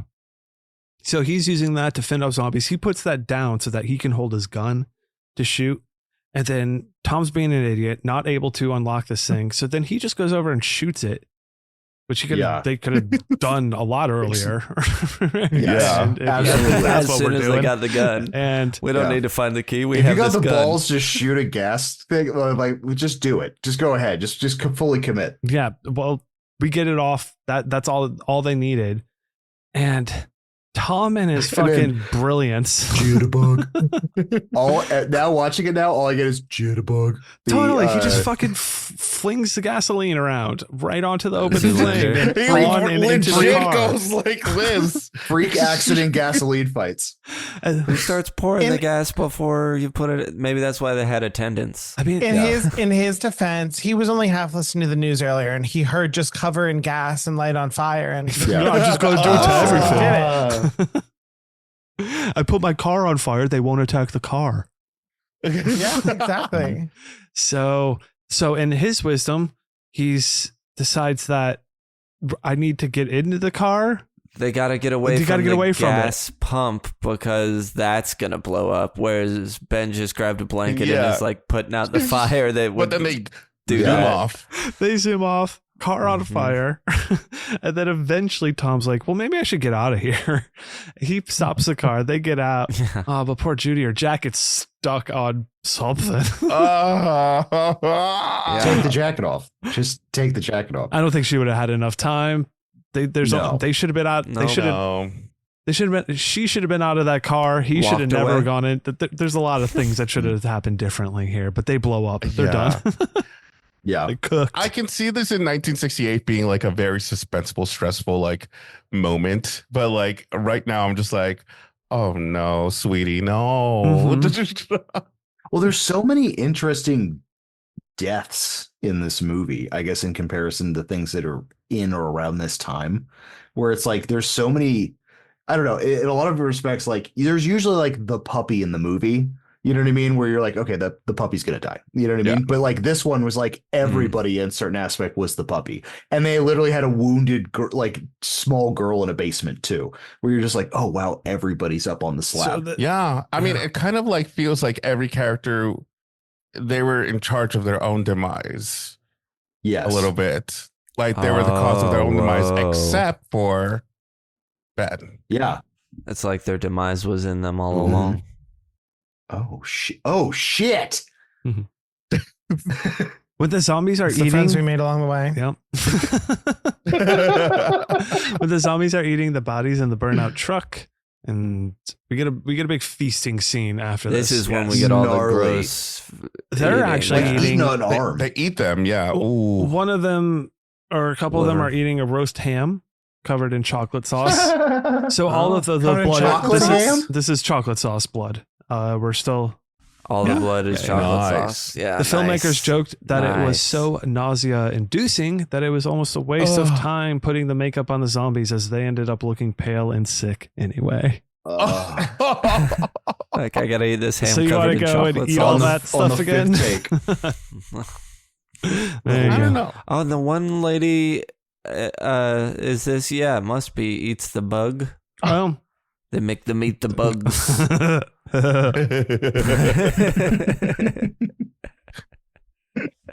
I get it. So yeah. All of the chicken wing, the eating the organs and the livers and all that kind of stuff. This is when they're all coming Yes. up to the house and surrounding the I house. wonder what right? the We get intestines butt. were. Like, what were like, I wonder what piece of meat was Meat that? was. That yeah. was the investment from the butcher that they had on the team. Oh, you want could've some been guts? big, it I've could- got guts. I got I all mean, like, the cook it guts. first, you know? Like, You want all that stuff that You want the leftovers? say. I got the leftovers. Cool. All right, perfect. Tensions are rising between Ben and Harry as the zombies are slowly closing in more and more. Ben's coming up. He's trying to get back in the house, and Harry almost doesn't let him in, which is He's a dick. Yeah.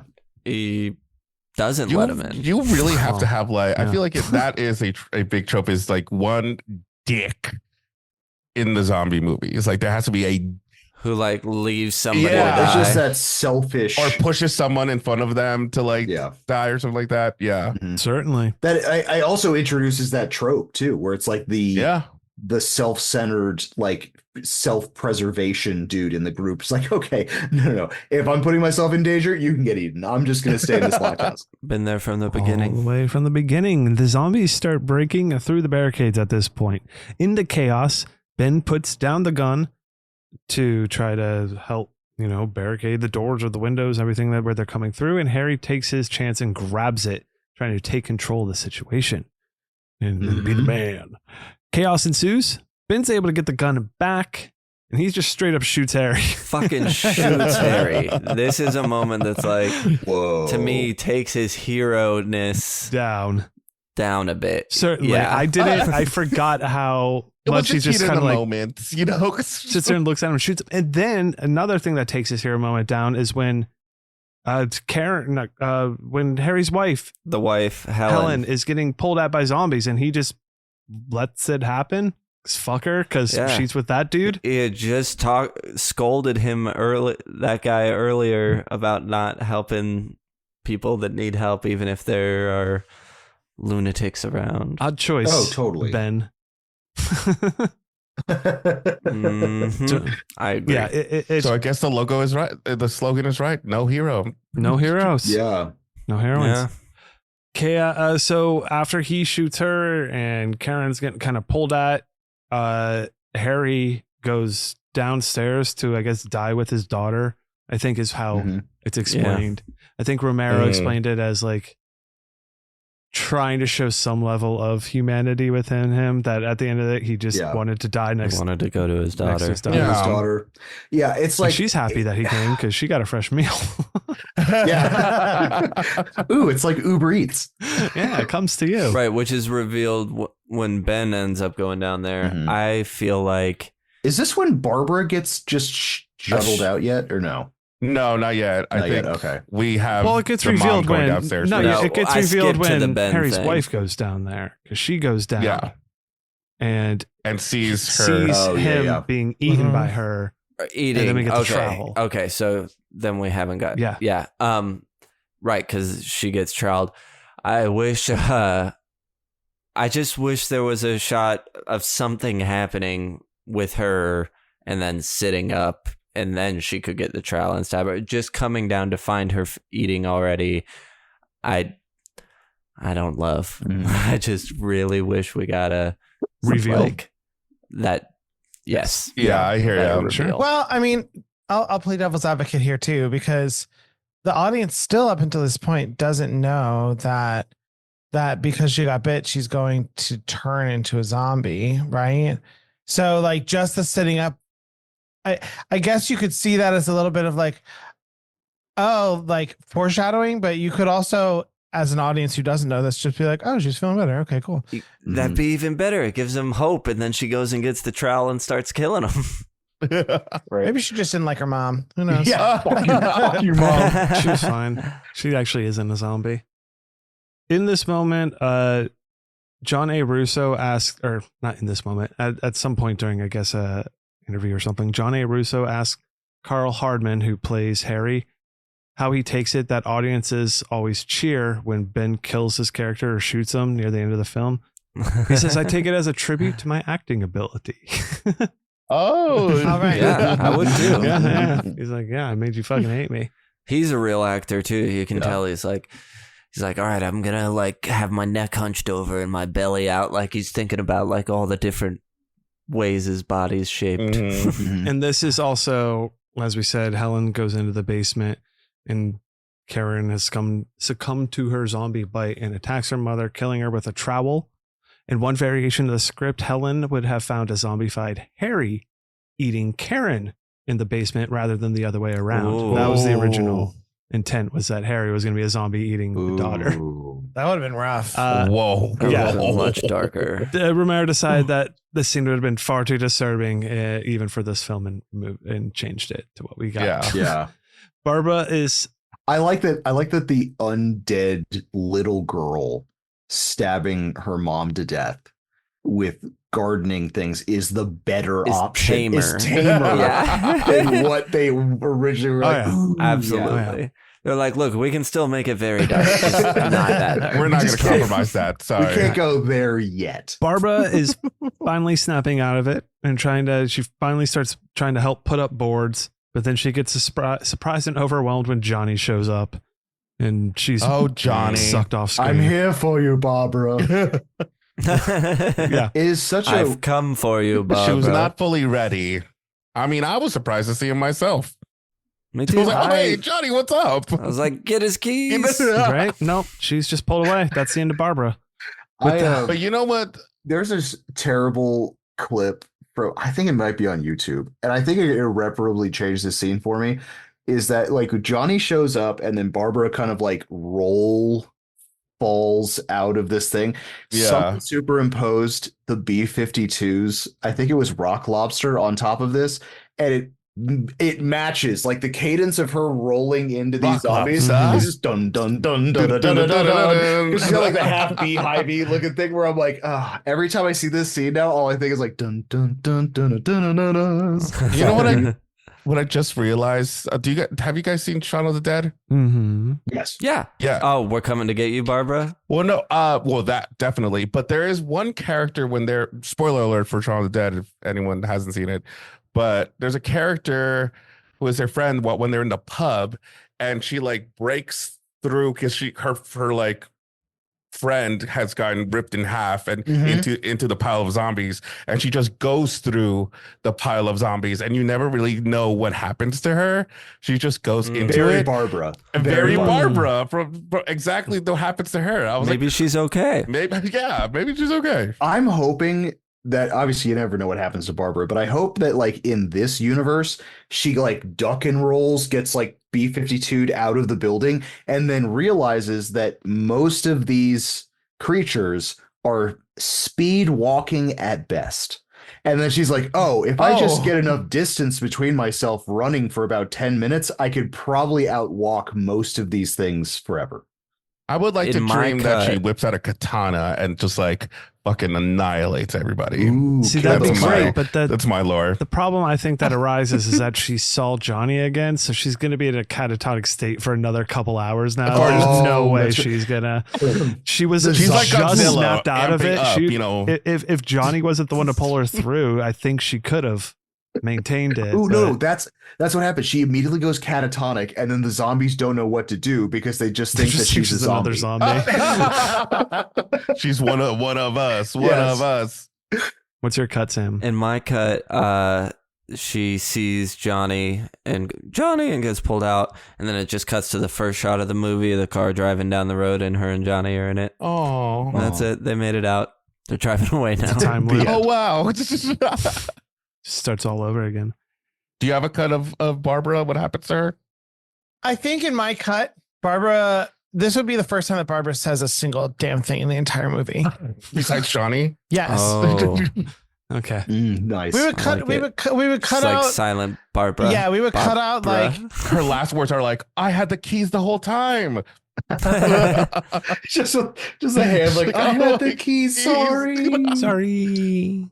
The e-brake's Sorry. on. She's like Midwestern. More of it like Oh, she I'm just like sorry. reached into her pocket. Oh, there they were, and then that's it. End credits. That's Yeah. Barbara. Taken. The house Oh, is Barbara. completely overrun now. We're in the process of that. Ben is forced to retreat Mhm. to the basement, which he previously opposed. Yeah. In a bit of irony, he ends up barricaded there, alone, while everyone else is dead. The one place he Damn, thought was ironic. not good to go ended up being the place that saves him. Did he say at some point like he wouldn't find himself ever down there? I don't know Like, if he said like ever, but he's like, the basement's dumb. This is stupid. We should I'm never go sure. in the Gonna basement. be caught dead down there. I mean, I would have caught that. Yeah. that was the Something whole, like I mean, there was a lot to it, which is just fun that he ends up there. And I mean, yeah, I guess if they all went in there and barricaded, they could have survived theoretically. Right. Damn. I mean, except for, Karen's were they to a iffy thing, like how they would have handled that situation in there. Yeah. It's one of those weird ones where I feel like if the movie played differently and they all were just down in the basement, everybody would have died because someone would have murdered someone else, and then they would have turned. Well, the daughter. the daughter would have turned at any point during. Yeah, it Yeah. would have been like, you can't. She's just sick, and then starts biting everybody. Oh no. I don't know because the posse's coming. I think they could have survived. I think more could have survived in that Yes. situation if they just went into Yeah. the basement. Oh, Maybe, yeah. there's a lot of things that Just- went wrong that caused everything to be stupid. Because we do see the reason the zombies start breaking in is that they do start grabbing a whole bunch of tools and like Yeah. Yeah, shit to start breaking down the doors and like using those to their advantage, which they hadn't before. Like, oh, well, what if we Yeah. do this shit now? Maybe one of those extra irradiated ones came by, the smart one, Yeah. showed everyone else what to do. like 2001: A Space Odyssey. One just holds up a Exactly. chair leg. We missed that scene. That happened in between. Yeah, where they were Yeah. learning to do that here. So Ben has survived the night.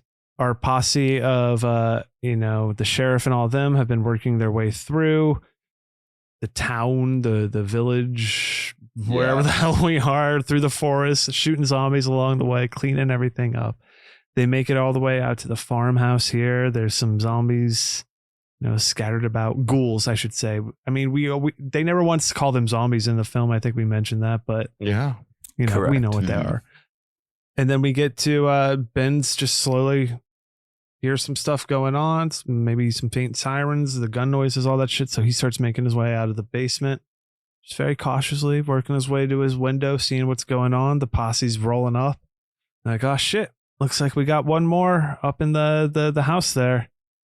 Sheriff's like, just you know what to do, shoot it right between the eyes, take your shot. Boom.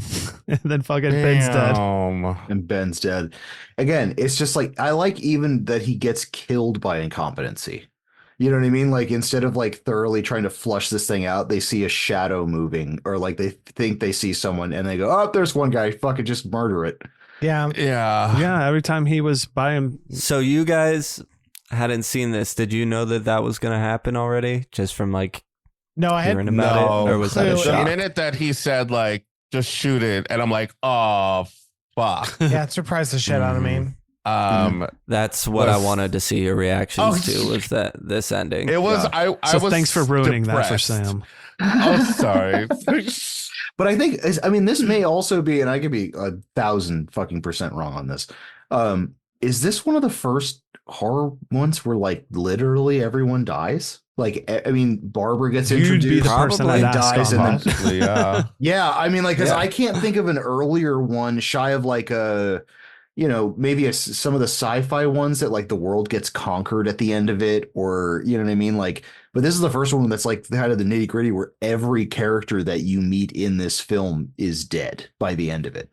Yeah. Like that much. Yeah, there might be some earlier ones, but this is probably same thing with like popularizing the zombie genre. It's like It's always kind of like probably the earliest well-known example Totally. of this. And what a fucking insanely nihilistic way of ending. Like, this must have been earth-shattering to people Yeah. seeing this in 68 in the theaters, where they're like, wait, this is how it ends? Oh my God. And then like the still frames of them getting the meat hooks and like moving the dragging bodies him. and like, and it sounds weird. And it's like those weird fucking shots from like, it sounds terrible, but it's like, maybe that's the point, was like all those weird shots from like the deep South in like the 50s and 40s of it like, is the oh point. yeah. of like lynchings and shit like that, where it's Well, like, that's like the first thing that I thought. I was like, whoa, like this is too, like Yeah. the comparisons there like seems a little weird, because you just see like a bunch of guys, cops, guys they just round up, and then just like one black man here that they shot down, and then I'm on like, stacks wow. of bodies, and like, you're just Yeah. fucked, dude. So the Selma bombings were 5 years before this. Okay. I just looked that up. And Martin Luther King was assassinated the year this came out. Oh wow. So- Oh wow. That was definitely very much in the forefront Yeah. of people's minds at the time this came out. Yeah. Yeah. Interestingly enough, we said the character wasn't written to be black. He just cast a black guy. This ending was going to be this way anyway. Mm-hmm. But with all that going on, you can't help but see it that way. Yeah. And when they get the canines out of the car before they head there, Oh, totally. like, watching it now, knowing it happens, it feels so dreadful, the Yeah. build up to it. Mhm.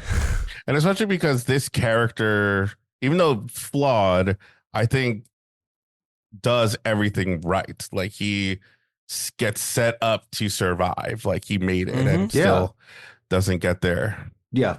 He may have knocked out Barbara, but she was a hindrance at that time, and he's worried about survival. He placed her gingerly on the couch and opened her jacket, and she had mentioned she was hot. After he decked her, that was a closed fist. That was, yeah. Oh, yeah.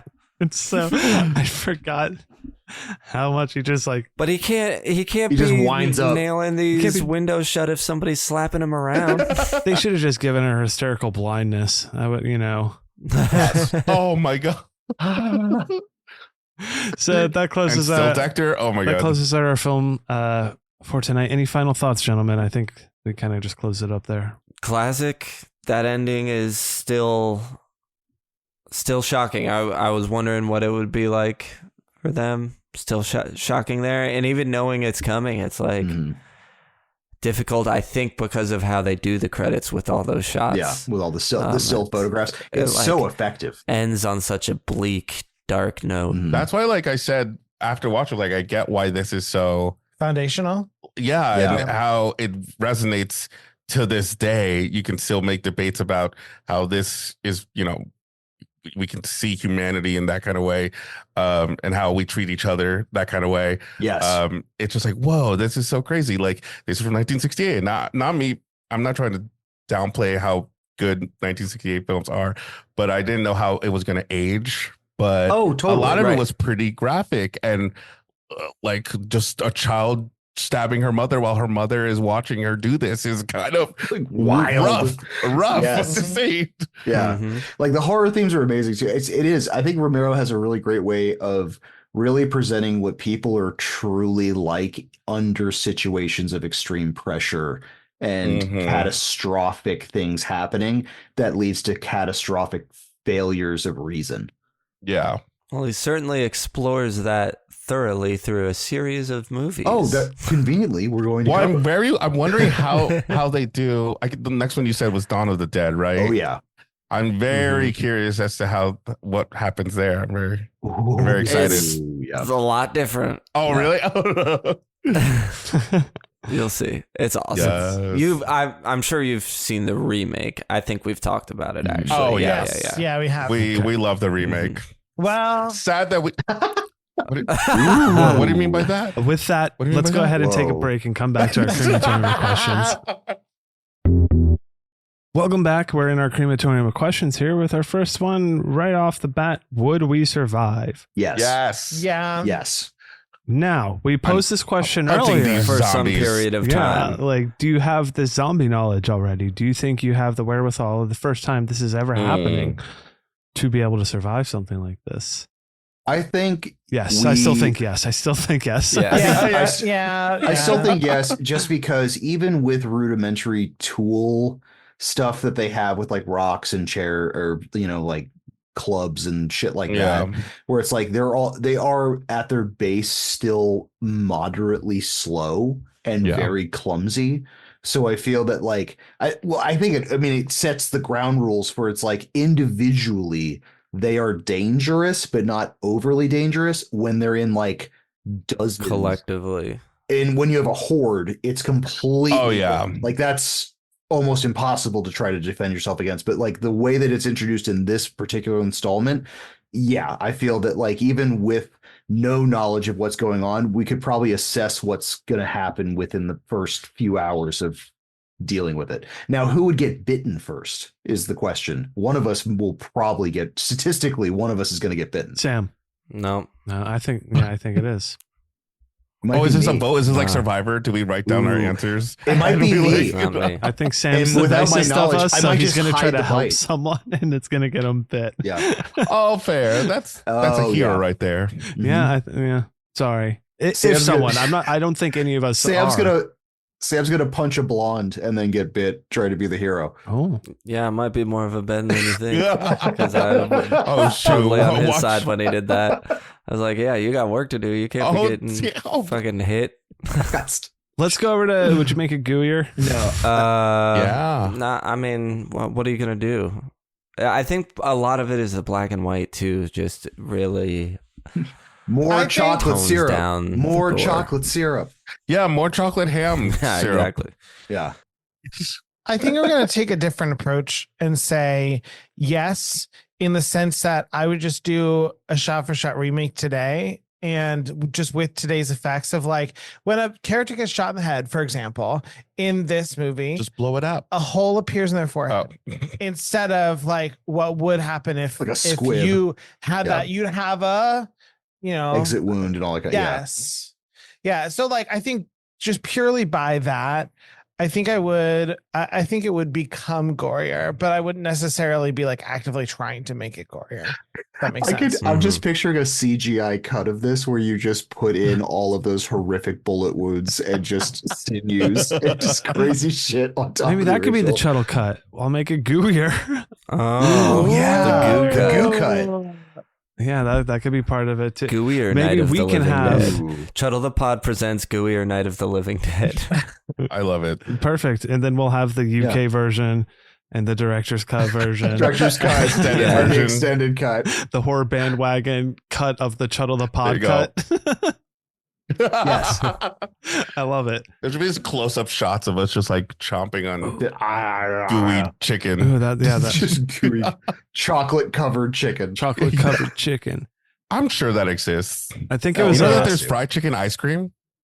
yeah, sure. There's fried chicken ice cream out there. Is this going to be served at your wedding? No, unfortunately. He did not get the fried chicken ice cream.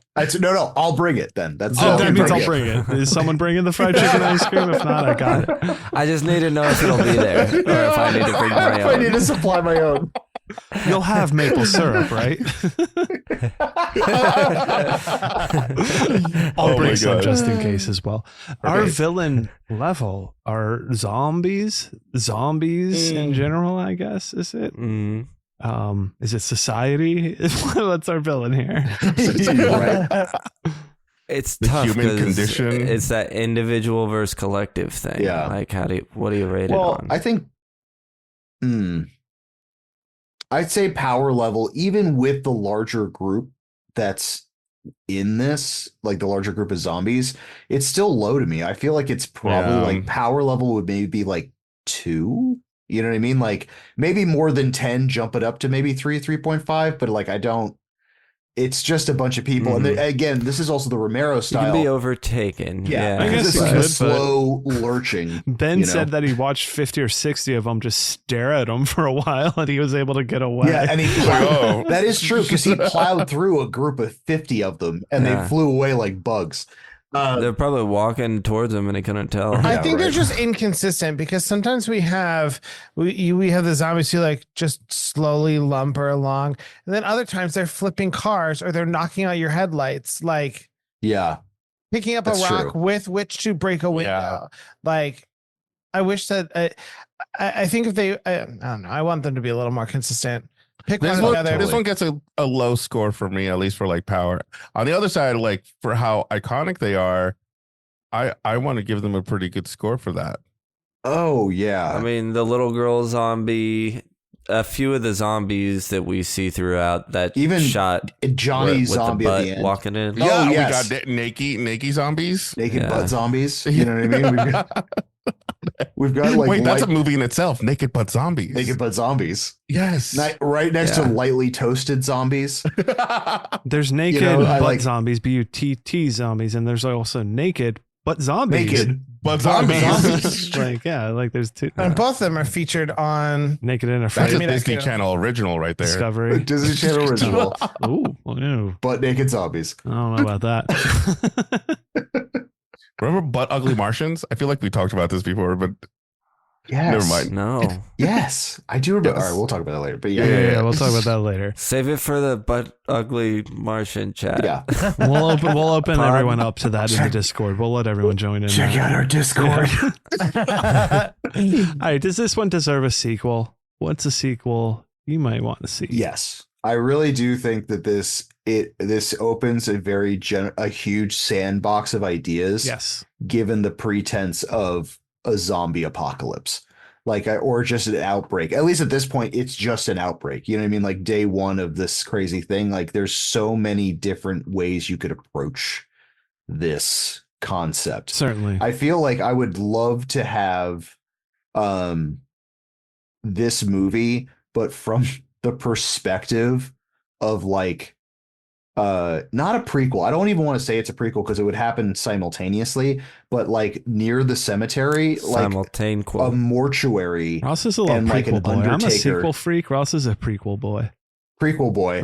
But I like the fact of you have the cemetery. I would have a mortician's thing, and then him fighting off zombies in his place, and then I don't know, something crazy happening in that scenario simultaneously while Barbara and Johnny are pulling up, or I want the story of the Mhm. first zombie. Where Yes. did he come from, Oh. and how it connects to the one that attacks Barbara at the beginning. I want to Ooh, do yeah.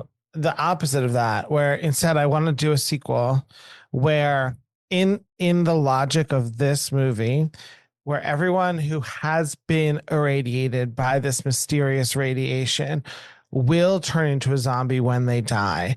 I want to do like a 28 years later kind of thing where there's still some survivors from this who like die like of old age. And then like just this ongoing thing where like when people die, some of them just turn into zombies. Night and, like, of the how does geriatric dead. like, because I can imagine a world where it's just like, all right, you go like to a place where you could like when you die, you know, they can take care of your body or whatever. But like somebody doesn't know that they're irradiated, and then it just like starts a whole nother thing. It's like a Fido thing where it's like all old people's homes are in just prisons. And in that case, I think it should have Barbara, who escaped and survived, and then as we have now a whole clear system, then it's her fault that since she didn't tell anybody, or actually, yeah, she didn't tell anybody that she was dead. She just died. And then she starts it all over again. Well, that's because she was catatonic the entire time. So just nobody realized she was we there. didn't realize that she actually she was died. dead or not. Yeah, exactly. I don't think there should be a sequel to this. Great. I do. Standalone. Done. Being. I think there's, like Ross said, it's a great sandbox world. We're leaving it. Sam hates zombies and of the dead and what doesn't want anything to do with any sort of sequels. So Yep. should be interesting to go throughout the rest of the series. He's like, I know. well, Sequels let me start by saying exist. I don't think this sequel should exist, but no, I think like Ross said, it's a big sandbox world. You can build upon this, and I think that's what would be fun with it. I don't know exactly, but I do think it deserves the sequel for sure. Nah, forget the sequel, or forget the world. Make a sequel, but in that sequel, make this movie a real movie in that world to tell a story about a zombie outbreak that happened, but that's not the real story. The real story is this Return of the Living gas Dead. that the It's Return of the Living Dead. Okay. All right. Okay. I see. I see what you did there. So yeah, one of the trivia points was talking about that, how none of the other movies in this series are of the living dead. That was so that each director could split off and do their own kind of thing within this zombie world that they've essentially created. So you have the Return of the Living Dead and that whole Living Dead series, and then Romero's of the Dead series. Would you buy the soundtrack or score on vinyl? I would. Okay, so I would to play it at Halloween parties. I'm all right. I like the score to this one. I would do it to sample it. I know what soundtracks are going to be coming up the trail on this. Where like, oh yeah, this one in particular. Again, I would have certain tidbits in a mix, like a Halloween mix or something like that. I just don't know if I would actually have this entire soundtrack start to finish as like a Fair. A lot of it's just I'm in taken now. from other places and other movies and just other stuff. Mhm. It's just this what they could get and use. all the copyright free stuff. Yeah, so I'm Nice. cool. I'm good with it. Public. Do you want domain. anything as an action figure? I think some of the zombies would certainly be cool. Our first zombie, Yeah. Absolutely, little girl zombie. naked butt zombie. Mm-hmm. I want Yeah. Butt zombie. Zombie eating a chicken wing. I want the or- entire set of everyone in the house except the Barbara character does not move. It's the only action figure that does not That's move. glue- yeah, that's it's glued. down to the Yes. chair. Yes. Yeah, that's good. Merch or prop from the film? I would have Ben's pickup truck, but a lighter. Like so, to light it up. It's so a you candle. take- It's a candle. Mhm. A scented candle. It just smells like barbecue. The trowel would be cool to have. Somebody did The buy trowel would be that. great. That'd That be- was that'd be bought a good in trowel, an yeah. auction or something. Johnny's glasses. I was gonna say his driving gloves Ooh, in a shadow yeah, box there would you be go. fantastic. Mm, Yeah. I think all that's pretty good. tire iron. All right, anything you want to throw at the theater screen? Flesh. Brains. Right, yeah, Unpeeled grapes. chocolate syrup. No, Ooh, peeled yeah, grapes. chocolate syrup. Car keys. Butcher leftovers. Car keys. Car keys. Oh my god, yes, car keys. There's would like be we have the car fantastic. keys. That's fun. All right, cool. That ends our questions for tonight. Let's go ahead and jump over into our ratings. I only want your fingers. Should we all, like, cut our fingers open and bleed on it? Can you wrap your fingers around these? I'll take a board meat burger and a side of Jason's bacon. Show them. It's now time to pull out our chomping teeth because we're zombies as we rate this film on our Chuddle scale. On this show, we like to use our subjective rating scale of 0 to 5 fingers. Each finger cut off adds to the score, with more fingers equaling a higher score. Engaging, sticky, t-shirtable, cockles, and rewatchable are the scores that we will go through. We're going to start with Sam tonight. Ross and I will round us off for the Chuddleman, and then we'll go over to our guests, Cody and Sergio. So Sam, go ahead and kick us off for tonight. All right. Engaging, I'm going to give a 0.75 to. While for the most part, I think I think it's very engaging and well paced. There are certain points, when they're just hanging out, talking in that house or putting up fortifications again, where you just kind of tune out. So 0.75 there.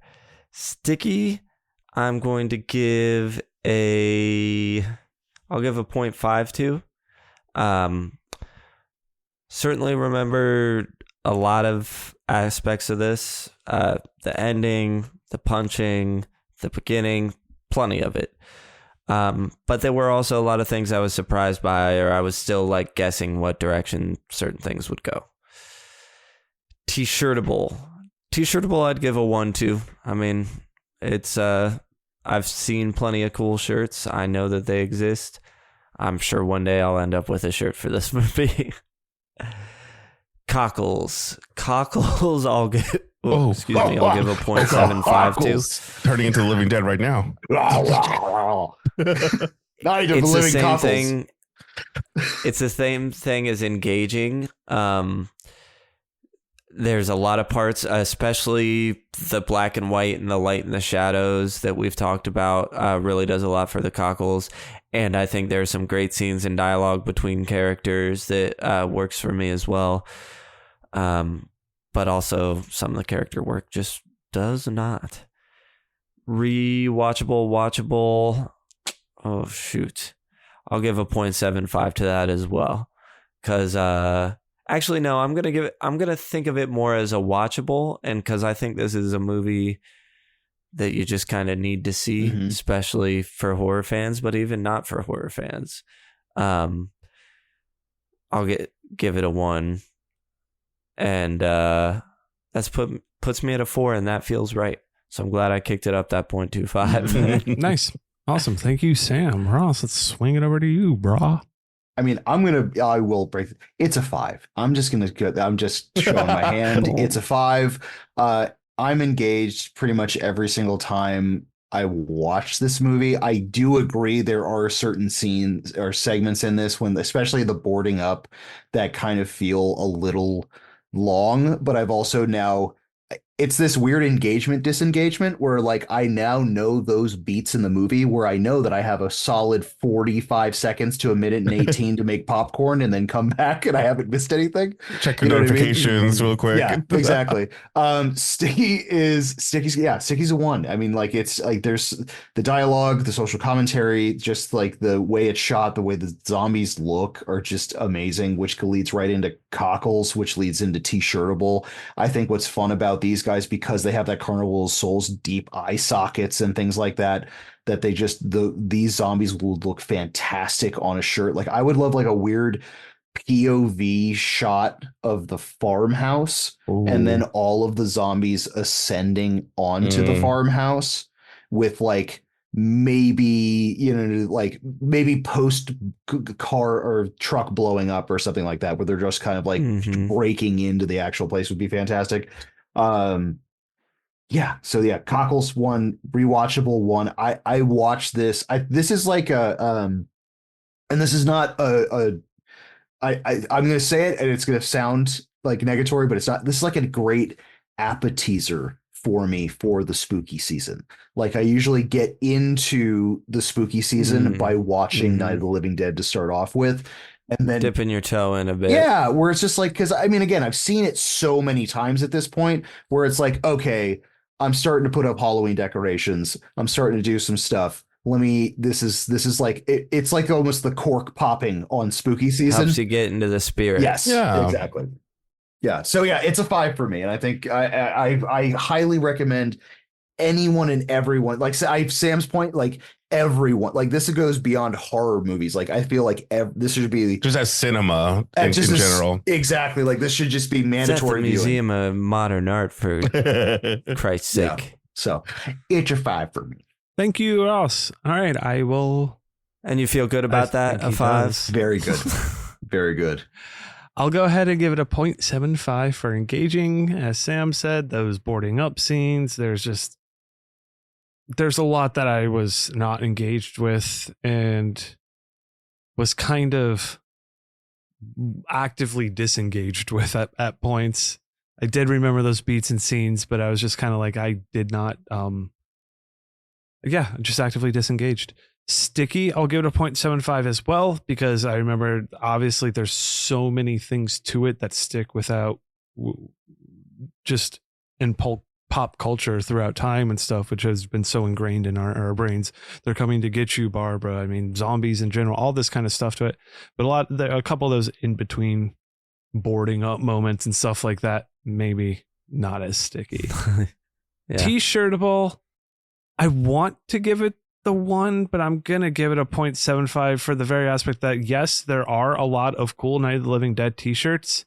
Have I owned one yet? Nope. So what does that say? Mm-hmm. like at this point, once I own one, and then maybe I'll go back and re-rate this and give it a 1 then. Right. Cockles, I'll go ahead and give it the 1 for the cockles. Just because the world, the feel, the mood, the look of it, that does hit, and I do like it a lot. It speaks to that spooky season vibe that Ross kind of pointed out to as well. And rewatchable, watchable. I'm gonna go ahead and be generous and give it the 1. I'm sitting it so high because of the watchability. The rewatch factor would go down, but it does feel very crucial as a horror film.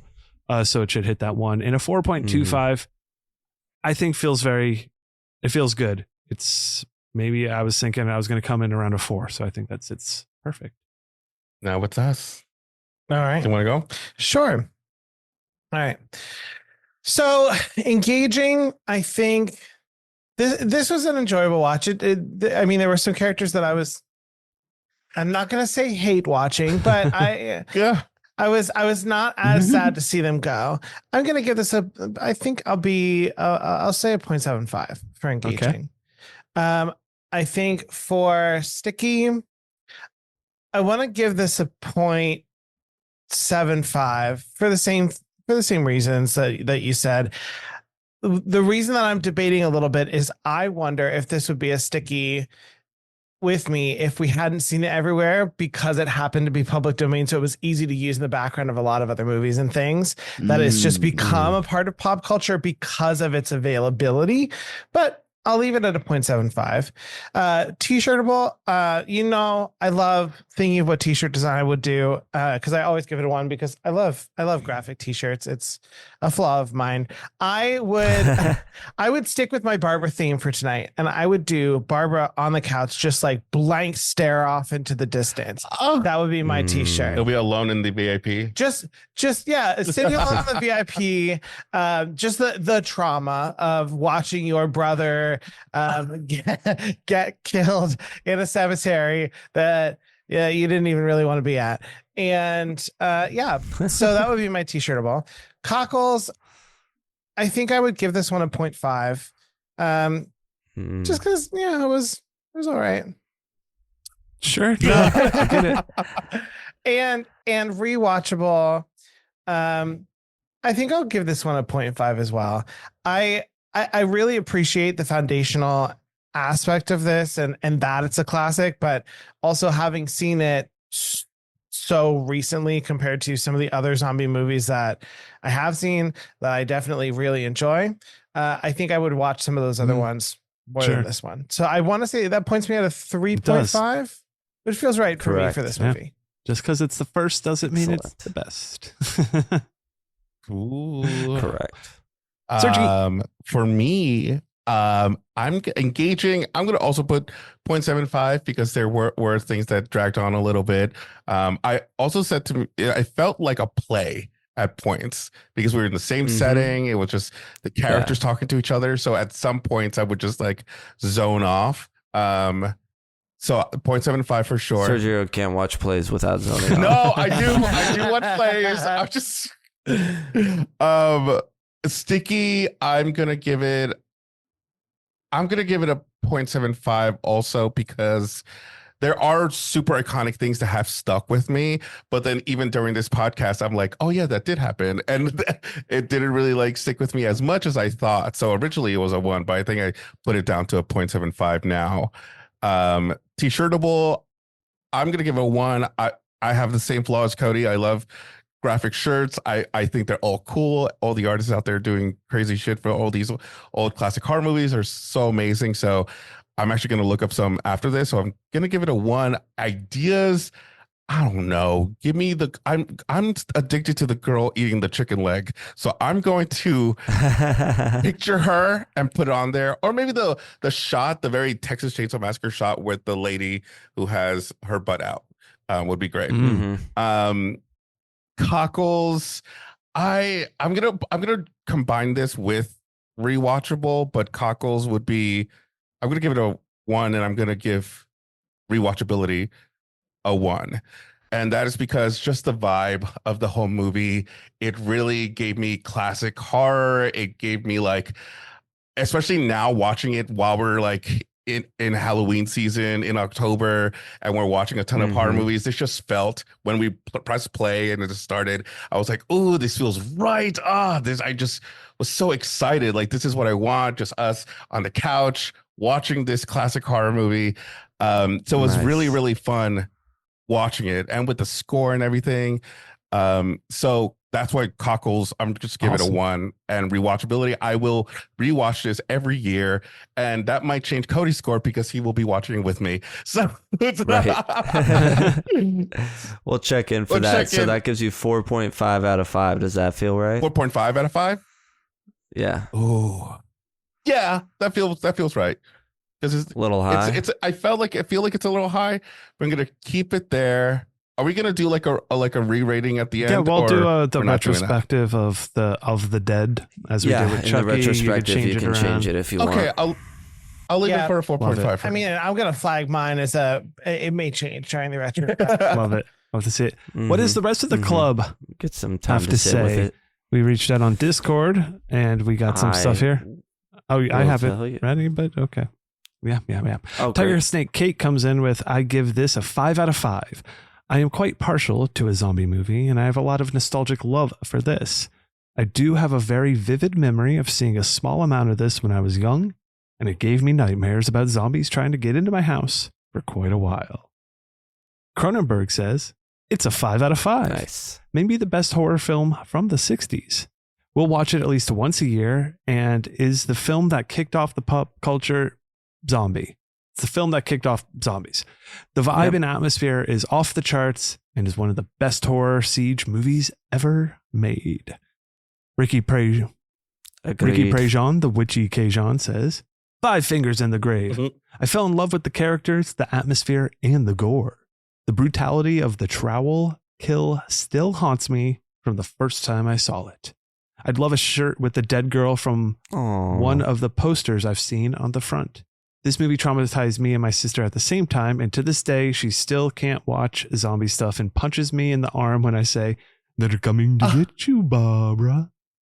For the midnight showing... it's like it was playing out in real life. For the midnight showing, I'm wrecking a burning square body into the theater, instantly cooking my innards for our new zombie friends. Hard Body Scotty says 5 stars. Every finger gets a 1. It's a damn classic. When I was a teenager, I started watching this movie one afternoon after school. As I was watching it, the sun went down. I didn't have any lights on.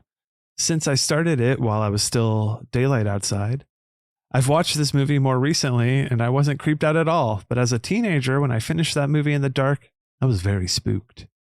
One of my favorite movie watching experiences ever. That's Travis nice. Maxwell Boone, the Witch Doctor of Doom. Engaging 1. Did he have anything to say? The atmosphere is undeniable. The acting isn't always knocking it out of the park, but the vibe alone is enough to carry the film. Sticky 1. They're coming to get you, Barbara. Nuff said. T-shirtable 1. The ideas are endless. Ben and Barbara standing at the front door with a gaggle of zombies approaching. Some of the shots of the zombies themselves munching on some meat and bones, maybe a chicken wing. He didn't say that, I did. The chicken wing part. Hell, just the title of the movie is badass enough to wear on a tee. Cockles 1. It is a good name. Really good name. We haven't talked about just like as a name. Yeah. 1968, just hearing that would have been like, what is going on? It was almost called there? Night of like Anubis or something stupid. What? Oh, thank God. No, thank God. It's much better. Yeah, they're like, well, maybe everyone went, of the Living not Dead. Anubis, maybe it wasn't Anubis, but it was some like Egyptian god, I think, or something like that. And Right. they're like, well, maybe audiences wouldn't really get the reference. So yeah. Respond. Yeah. Thank God for that. Cockles 1. I go back to the vibe. It's one of the perfect movies to watch around Halloween, but it can also work any time of the year. The story is classic and ripped off constantly. And then that ending, goddamn. Ripped off or homaged? Yeah. Both. Yeah. I watched. Yeah, it's tough. Like, I guess the zombies themselves, yes, but I can't think of many other zombie movies about people boarded up in a house. I just feel Like like a we're farmhouse. at like an age now that I feel like it's weird to say, oh, you're just ripping off Night of the Living Dead, because I feel like we've done so many of Deads. Right. Sure. Rewatchable 1.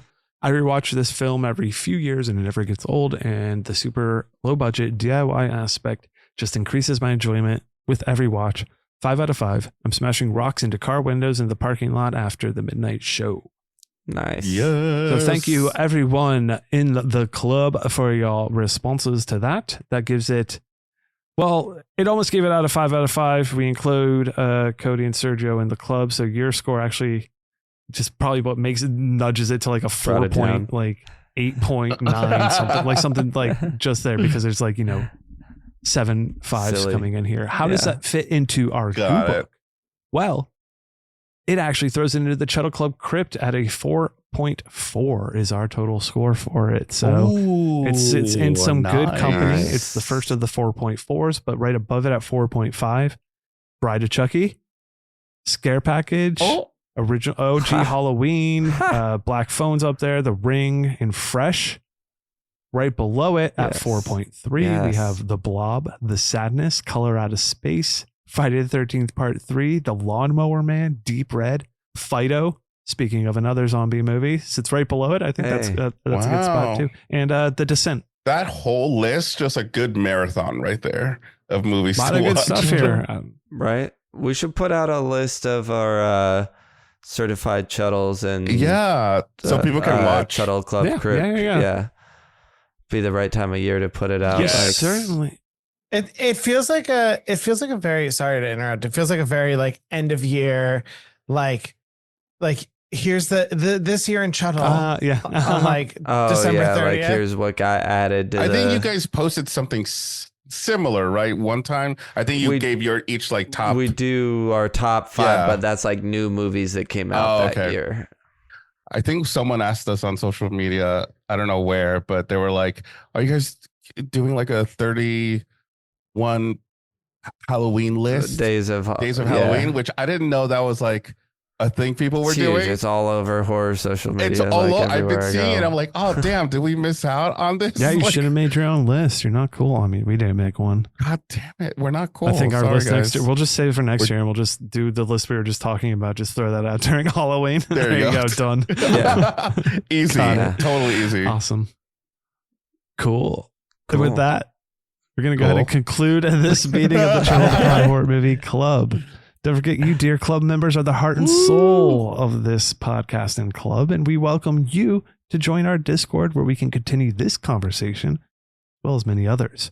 Don't forget to follow at Chuddle the Sam on Letterboxd to heed his cinematic insights. I'm on there as well, at Chuddle the Bryan with a Y, and Ross Purvis on Instagram to behold his visions of alt work. You can see all his beautiful tattoos. You can even get links to buy his shit. He's got prints for sale. Go ahead, support our boy, buy his stuff. Thanks, Cody and Sergi, for coming on again. Hey, thank you for having us. Of course. Starting Thank you the so much series. for inviting us back on for a new series of movies. You know what I just realized? Uh-oh. Next time you're on for Dawn of the Dead, you'll officially be wed. We will be True. together in matrimony. Wed of the Dead. Officially. Mhm. Wed of the Dead. Ah. That should have been Dawn the of the theme. Wed. I was going to say That Dawn of could've the been Wed. Dawn of the Wed. Yeah. Awesome. I love that. Night of the Living Wed. Oh my god! And you guys will be the first collab we'll be doing right then. Yes. So Nice. we're We got the excited. exclusive. We're excited. You get the exclusive. Well, you guys, So- you'll be there. How different does it feel? We're at each other's. Doesn't feel very different, does You it? know. But yes, thank you guys so much for coming on again. Let everyone know where they can get at you guys. Get at me. Our address is well, yeah, you can follow us on YouTube at the Horror Bandwagon, Instagram, Twitter, and we also have a Discord for our members if you want to be a YouTube member or a Patreon member as well. Benefits start at $3. And what else? Where else? Do we have anything else? I think that covers it. Cool. Yeah. Hope we made that exciting. Super exciting. I can put like air horns over the whole thing and explosions. Maybe like a tiger growl. They do great stuff. You got to go check them out if you haven't already. I feel like I know a lot of people in our Discord at least have definitely gone over to your YouTube. Yes, we're watching that. super Sam loves appreciative, it so much that he appreciative wants them to sit in a everyone room and constantly watch movies that he picks out and react to them. He actually has access to a live I really feed. wanted to see the reaction to Ben getting killed at the end, Damn. and that just being over. And that was a last minute decision we made. We were like, we should. But I respect that you guys just got turned off the lights, sat on the couch, snuggled up, put on the movie. It really was that. It really was that. That's It was nice. very, very nice. I think we've been recording so much that we were like, But you can Yeah. film it just for We me need a next little time. self-care. That's your only pass you get. Thanks again, guys. Don't forget the many ways to reach out to us, rate and review us, spread the good word to your fellow club members and non-club members, obviously. Until we gather again, avoid the time loop.